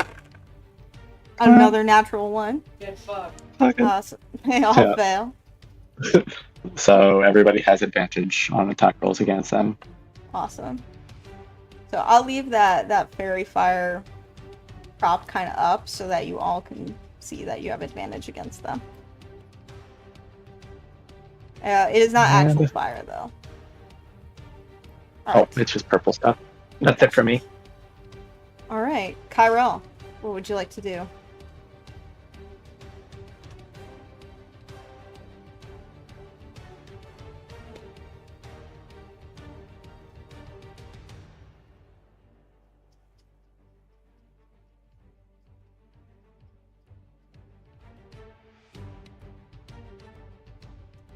Kyrell, I think you might be muted. Sorry about that. Okay. Kyrell is going to hold an action for when Langdorosa is within 30 feet of them. Okay. They're going to hold Tasha's Caustic Brew. Gotcha. Write that down.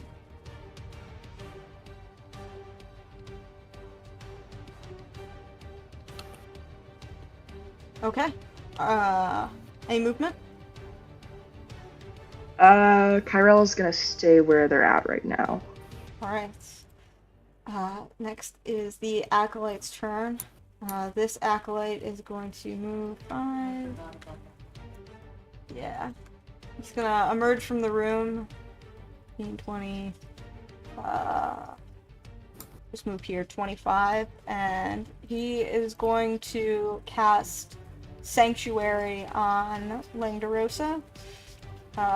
So that means he wards a creature against an attack. And any creature who targets the warded creature with an attack or harmful spell must first make a wisdom saving throw. On a failed save, the creature must choose a new target or lose the attack or spell. The spell does not protect the warded creature from area effects such as fireball or explosions.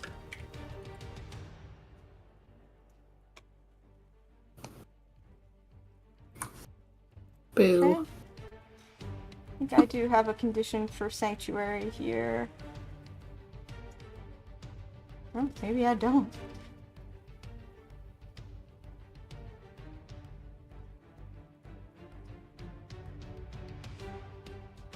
Yeah. I don't have any condition for that, but he is covered by Sanctuary. Alright. That will be his turn. Next are the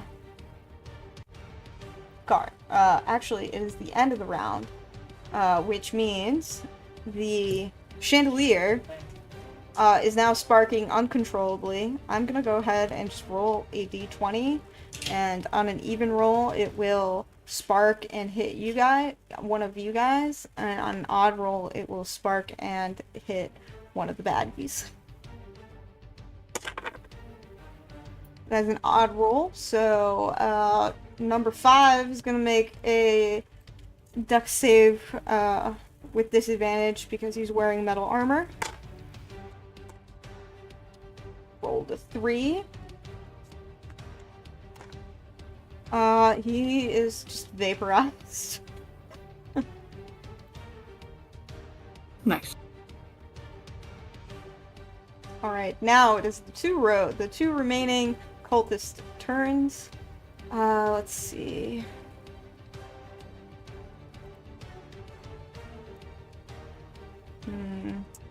Can't quite get most of you guys.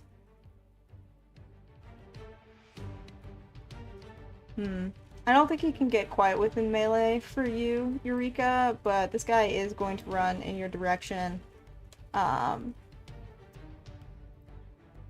Yeah. And then just use, like, its action to get up in your business. This guy will,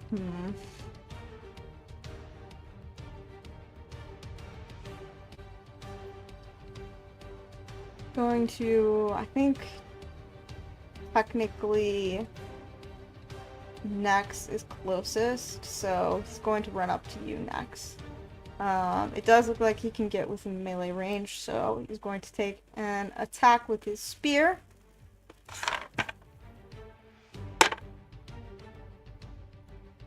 Has a 15 to hit. That fucking misses. Alright!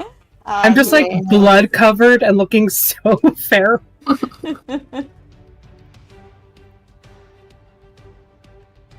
Okay. Cup, it is your turn. What would you like to do? Okay.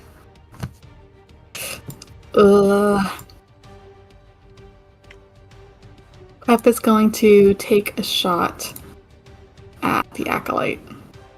Okay, roll to hit. Alright.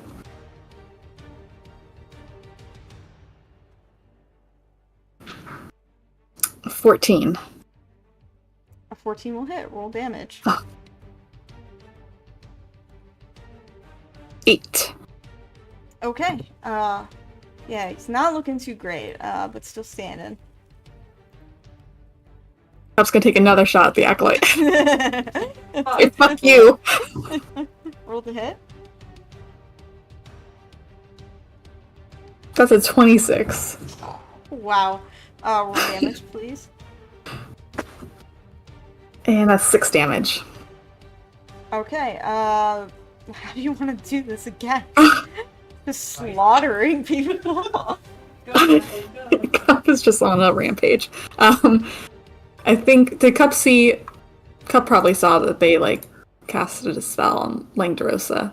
Yeah, and as the Acolyte dies, the spell does fade.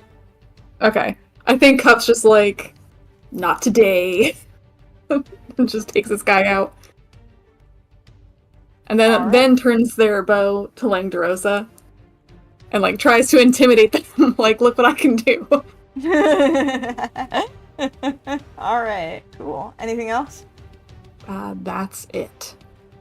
And then, anything for your animal, your Beastmaster companion? No, I don't think Joe... I did check. I don't think Joe can do anything unless I take an action to tell Joe to do something.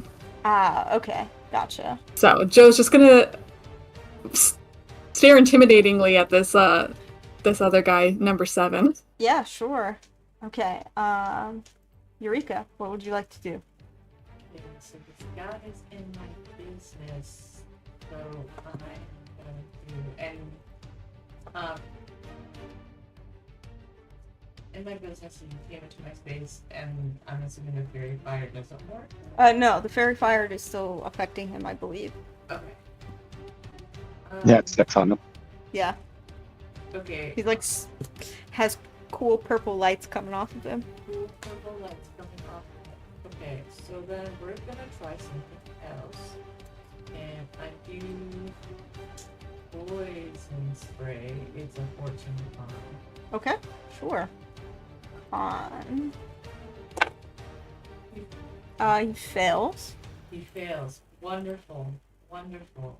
He takes 15 poison damage. How do you want to do this? Okay, perfect. So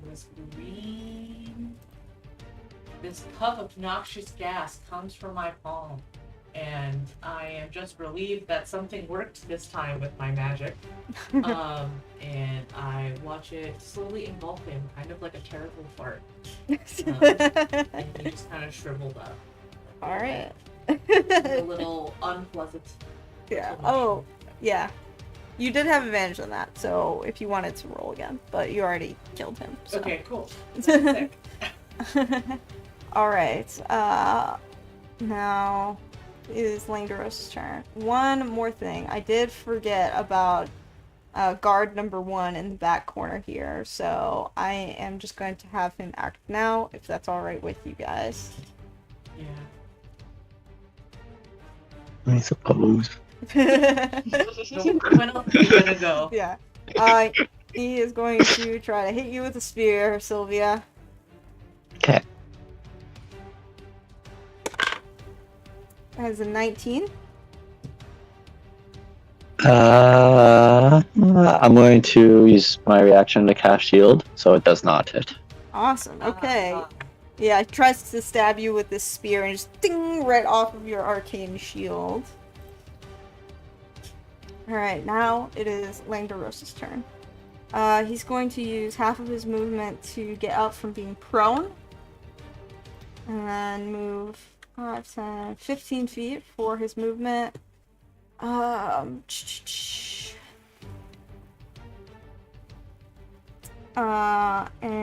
he is...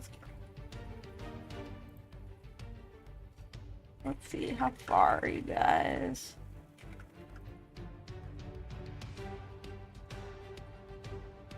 Pretty decently far. So he's going to just use his action to dash. 10, 15, 20, 25, 30 feet.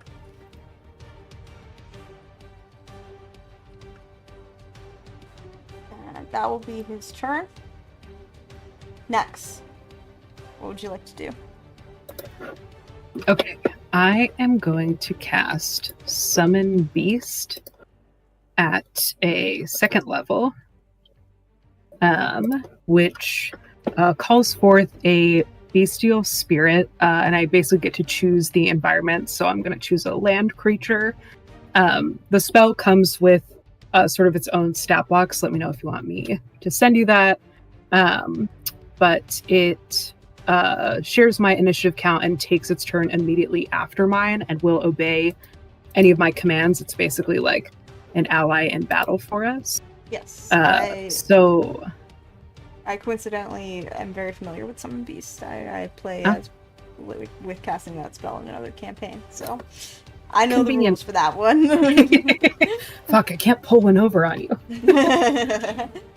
And I think, so I'm gonna, staying within this guy's sort of threatened area here, I'm gonna move out so that I can see up onto the balcony, and I'm going to, I don't have any good like tokens on hand, but I'm going to summon it directly in front of Langdorosa, and it's going to take the form of a spirit bear, which is like a basically, it's essentially an albino black bear, like a pure white bear, is going to manifest in front of him, and then I will kind of tuck back into this corner. We'll use this token as your summoned beast. Sweet.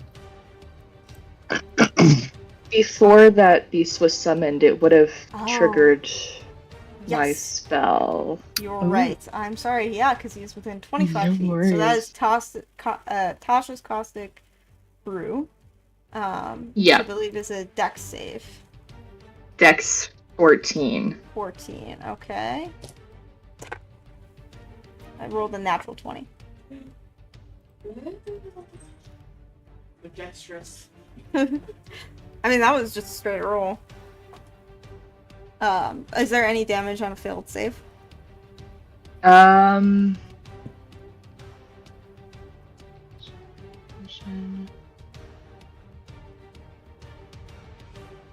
No, they aren't.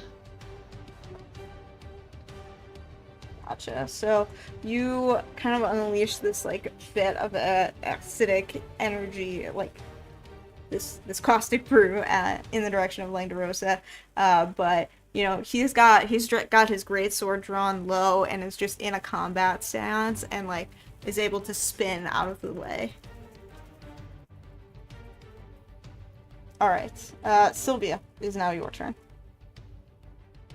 Okay, so she's pointing her packed weapon at Langdorosa now, and from it comes like this like dark energy, and she's going to bonus action Hexblade's Curse All it right. Langdorosa, so there's no save on it. It just against the cursed target, I get a +3 to damage roll, score a crit on 19 or 20, and get a little bit of HP if it dies. All right. And then for my action, I'm going to cast Dissonant Whispers on him. Okay. And that is a DC 17 Wiz save. With save. Okay. Ooh, we rolled 18. Bastard. Okay. That's it. All right. Kyra. Also, Yes. real quick, because my bear goes right after me in initiative order, I think I would have been able to like take his turn after mine. Oh, okay. Yeah, go ahead. Which will be quick because since I only cast this at a 2nd level, it gets 1 melee attack, which is a okay, that's like an insane number. That's a 30 to hit actually. Or no, a 29 to hit. Whoa, how? Yum. Oh wait, no, I'm Wait a no, minute. that's completely wrong. He does get a 25 to hit though, not a 30. I was reading the spell wrong. Wow, absolutely bonkers. Did he crit? Was it an at 20 or? I rolled it's a 19 and he adds my spell attack modifier, which is a dope. +6. Gotcha. That's awesome. Okay, roll damage, please. 19 hits. Alright, that'll be 1. Oh my god, I'm rolling like shit. I got a 1 on damage plus the spell's pierce, the spell's level, so 3 points of damage. Okay. And that's it for the bear. All right. Kyrell, now it is your turn. Awesome. So, I think Kyrell is most likely going to firebolt Langdorosa there. All right, roll to hit. 21. That hits. Roll damage. And I will say 13. Okay. And I will say you will probably have to move just a little bit to get an angle on him because the bear Okay. is in the way. Yeah, I'll probably move over there to get that angle there then. Okay. Gotcha. You said 13. Correct. Okay. Sure. Alright. Now it is the cultist's turns. This one's gonna go ahead and try to hit you again, Sylvia. With spear. 10. Nope, misses. Okay. Next, this one is going to try to hit you with the spear.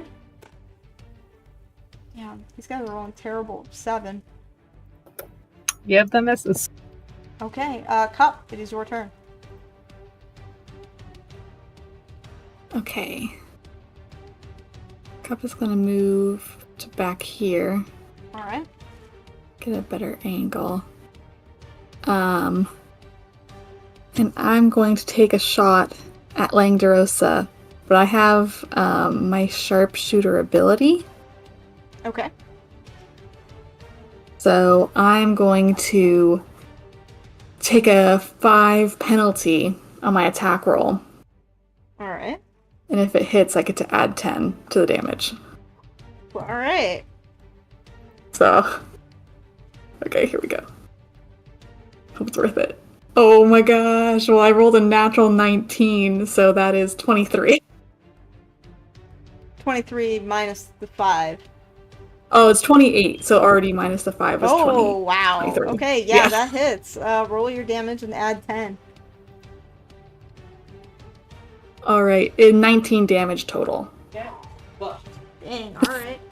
I think you need to play the lottery, Paula. Yes. What the fuck? Okay. Oh, wait, it was the end of the round. The bug zapper was supposed to go off. I'm sorry. The bug zapper. I'm sorry. Yes, I will roll for that now. I'm sorry, guys. There's a lot to keep track of.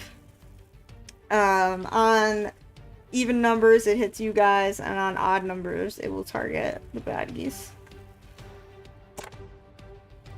It was an even number, so it's going to roll and hit one of you randomly. Let's see. I'm gonna roll for this to see who it targets. Cup. Are you wearing I'll metal take that armor? hit. No, I have leather armor. Okay, so please make a dexterity save. Okay. Ooh, natural 20, so 26. Wow, I'm that's doing so awesome. well. You still take half damage. Okay. You take 8 points of lightning damage. How are we feeling? Gotcha. How-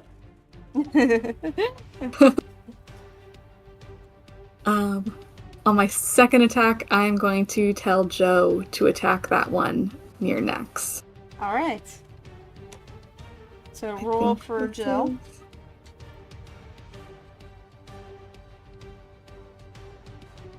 Okay. That is 15. 15 will miss. It's wearing Okay. a chain shirt.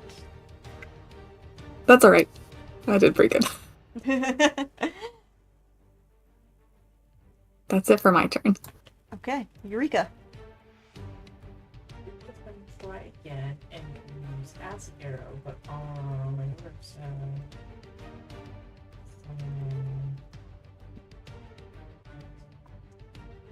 God damn it. Does a do I know numbers? Does a 15 hit? No, 15 will miss. Fucking damn it. Does anybody feel really bad? Nope. Okay, well, I love being useless. There's nothing else You're that I not useless. You're trying. You're doing good. I'm just hanging out. I'm good. Yeah, no, I'll stick around. I'll just end my turn. I love doing nothing. Alright, it's Langdorosa's turn. Langdorosa is going to sidestep your spirit animal, still within melee. And he's going to use his lightning breath on you, Kyrell. So you see like the energy, like this like lightning energy just crackles from his body, and the sword like channels into his body, and he just opens his mouth wide, and this streak of lightning in a 30-foot line will hit you, Kyrell. Please make a dexterity saving throw.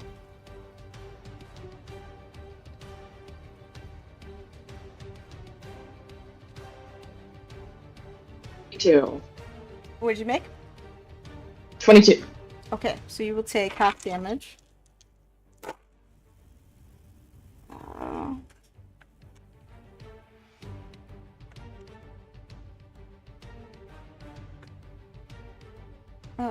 You will take half of 26, so you take 13 points of lightning damage.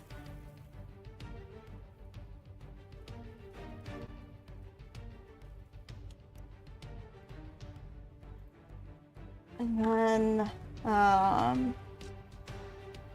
doesn't really care about this summoned spirit, so he's gonna use the rest of his movement to walk up to you, Kyrell. That's 10, 15, yeah, 20, so. just move him up this way. Does my spirit get an attack of opportunity? Yes, it does. I was just about to ask that. Please roll to hit. That is a 13. 13 will miss.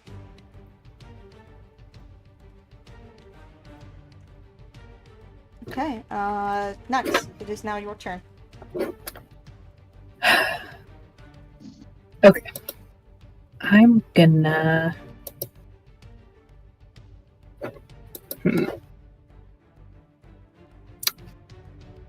Yeah, I think I was slightly worried about this guy, but he's really not hitting me that much, so I'm gonna step out again and...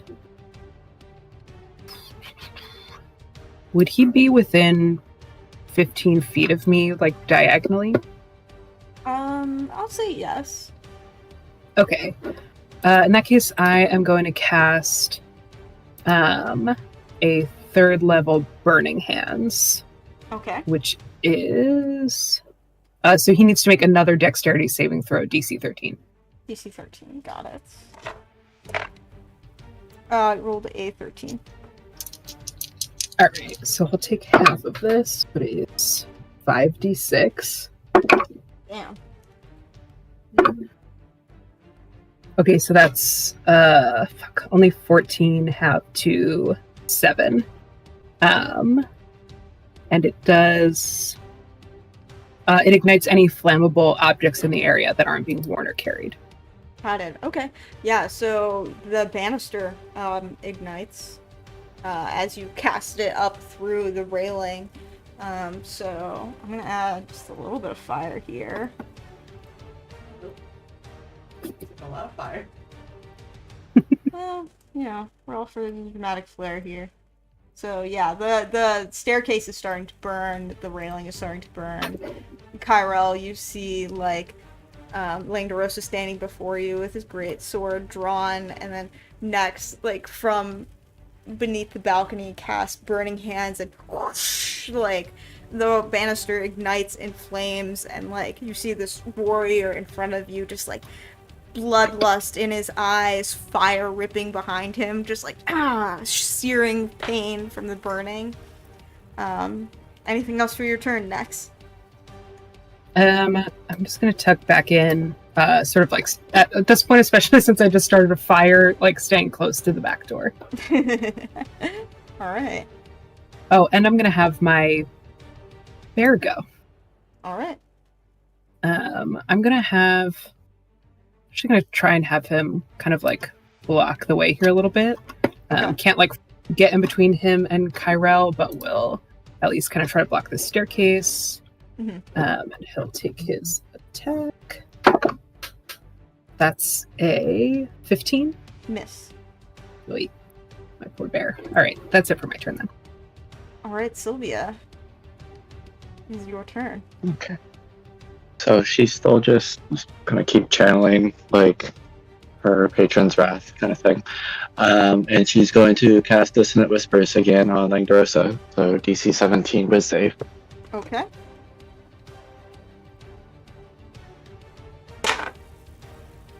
Ooh, he did roll a 17. Oh my god. I'm getting closer. Okay, and then what do we got? So, and then I'm going to do another Mantle of Inspiration. So, same thing. Anybody can use their reaction if they want to move up to their speed right now. And everybody who's used up their temp HP, they can get 5 back. And that's going to be it for me.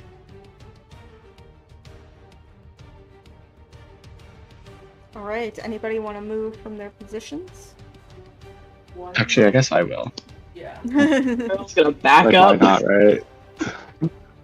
It's gonna move over to close to where Cup is.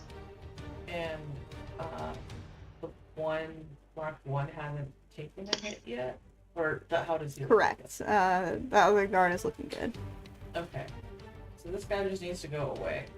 Okay. I'll move. Here, that too.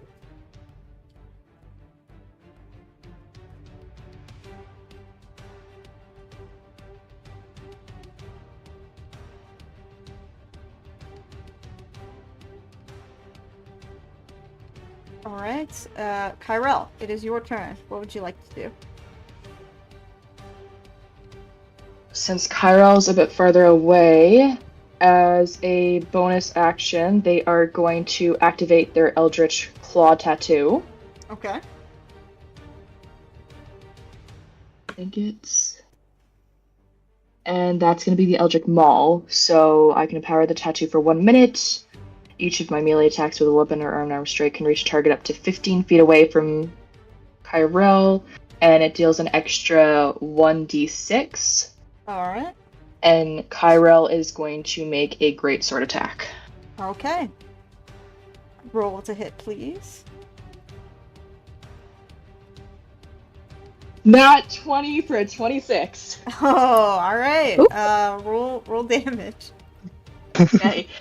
So I'll do the slashing damage first, and then I'll do 2d6s. Okay. 3... 5...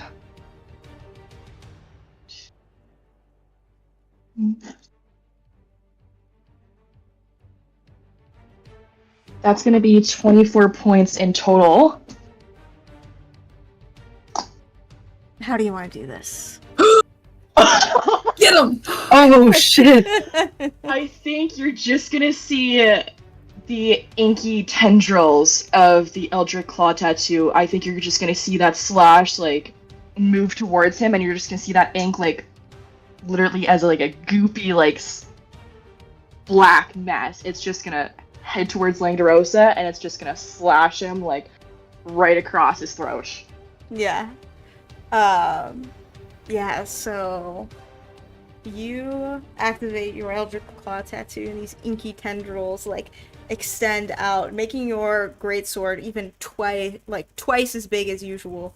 And you slash out, and these tendrils whoosh, whoosh, through the flames of the burning banister, just slice, and Langdorosa brings his greatsword up, tries to parry it. One of the tendrils grabs the greatsword, yanks it away, and then the other one whoosh, right across the neck. And he grabs his throat and falls to his knees and dies.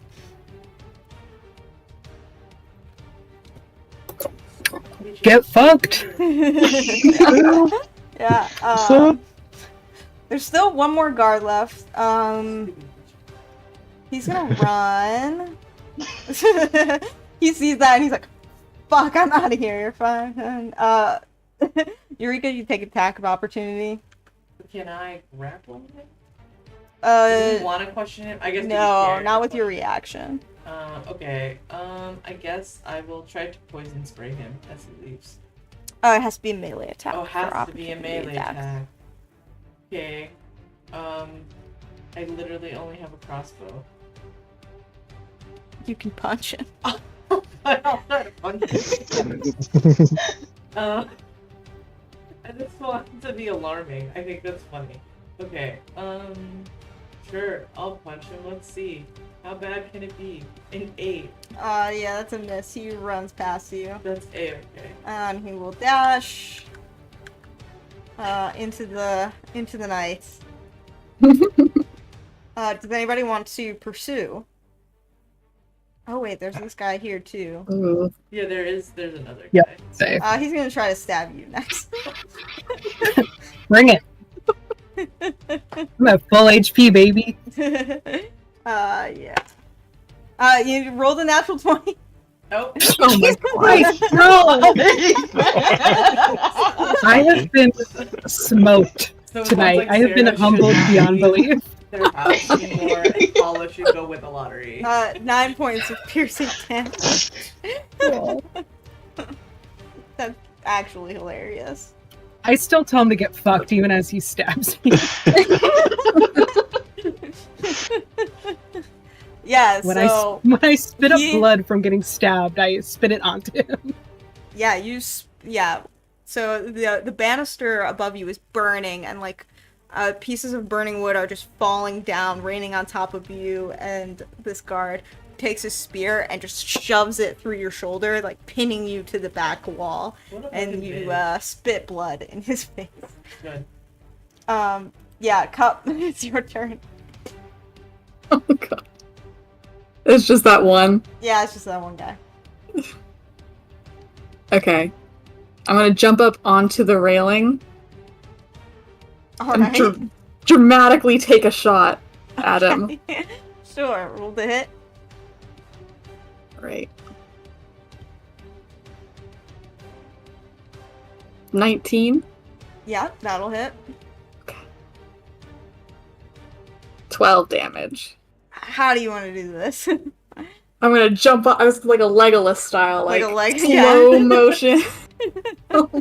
Flip in the air and be like, leave my friends alone. Well, if you're doing a flip, make an acrobatics check. Oh crap.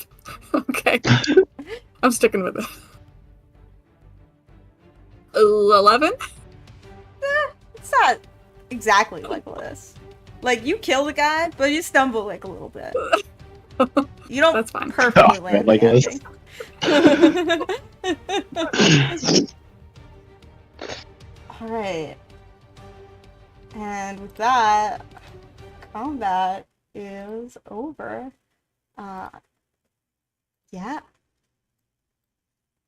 I think we're gonna go ahead actually and just end the session right there. There's still the storage room with the now friendly crocodiles to explore. There is a captive, a lizard folk captive, that Langdorosa was keeping, who knows for what reasons. And yeah, we'll end the session there for tonight. Absolutely well done. I know Langdorosa was kind of a big enemy for you guys, so definitely a milestone here. Well, I think we all know who the MVP of the night was. Yeah, wow. Yeah, like what? Yeah, Legolas. Mia's a spider. Killed Bear. I actually do love these types of sessions so much where somehow like the luck in the party is so polarized and one person like it's just so funny to me when one person is having the time of their life and the other person is eating shit. like let's flip it over the railings and the next is just like pinned against the wall. It's like just imagining like the mood around the campfire after something like this. It's so funny to me. But I appreciate you rolling with the punches when I unexpectedly throw us into the same combat. I loved it.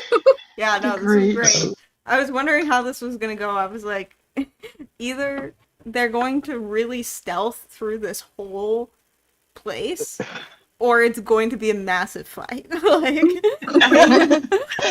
or both. Or both. Yeah, there's a lot of talking. Yeah. Burning the whole place down. There was a lot of that. In theory, it would have worked perfectly, like the spider hitching a ride. It just Yeah. one bad roll. It's just a lot of chaos. I mean, if a Well, spider yeah. lands on your shoulder, you're gonna try to splat it. So. I feel like maybe I shouldn't have suggested you do that, but I was like, we could retcon it a bit, and I was like, oh no, consequences.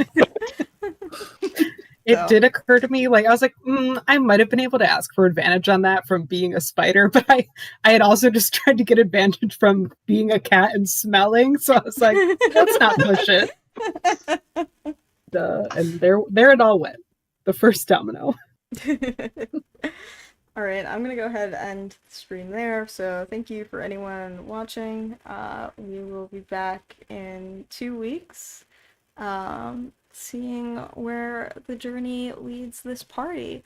We've now kind of tailed the cult to Karnath Roadhouse, found some treasure, found a captive, and still on the hunt for Resmir and the Black Dragon Mask.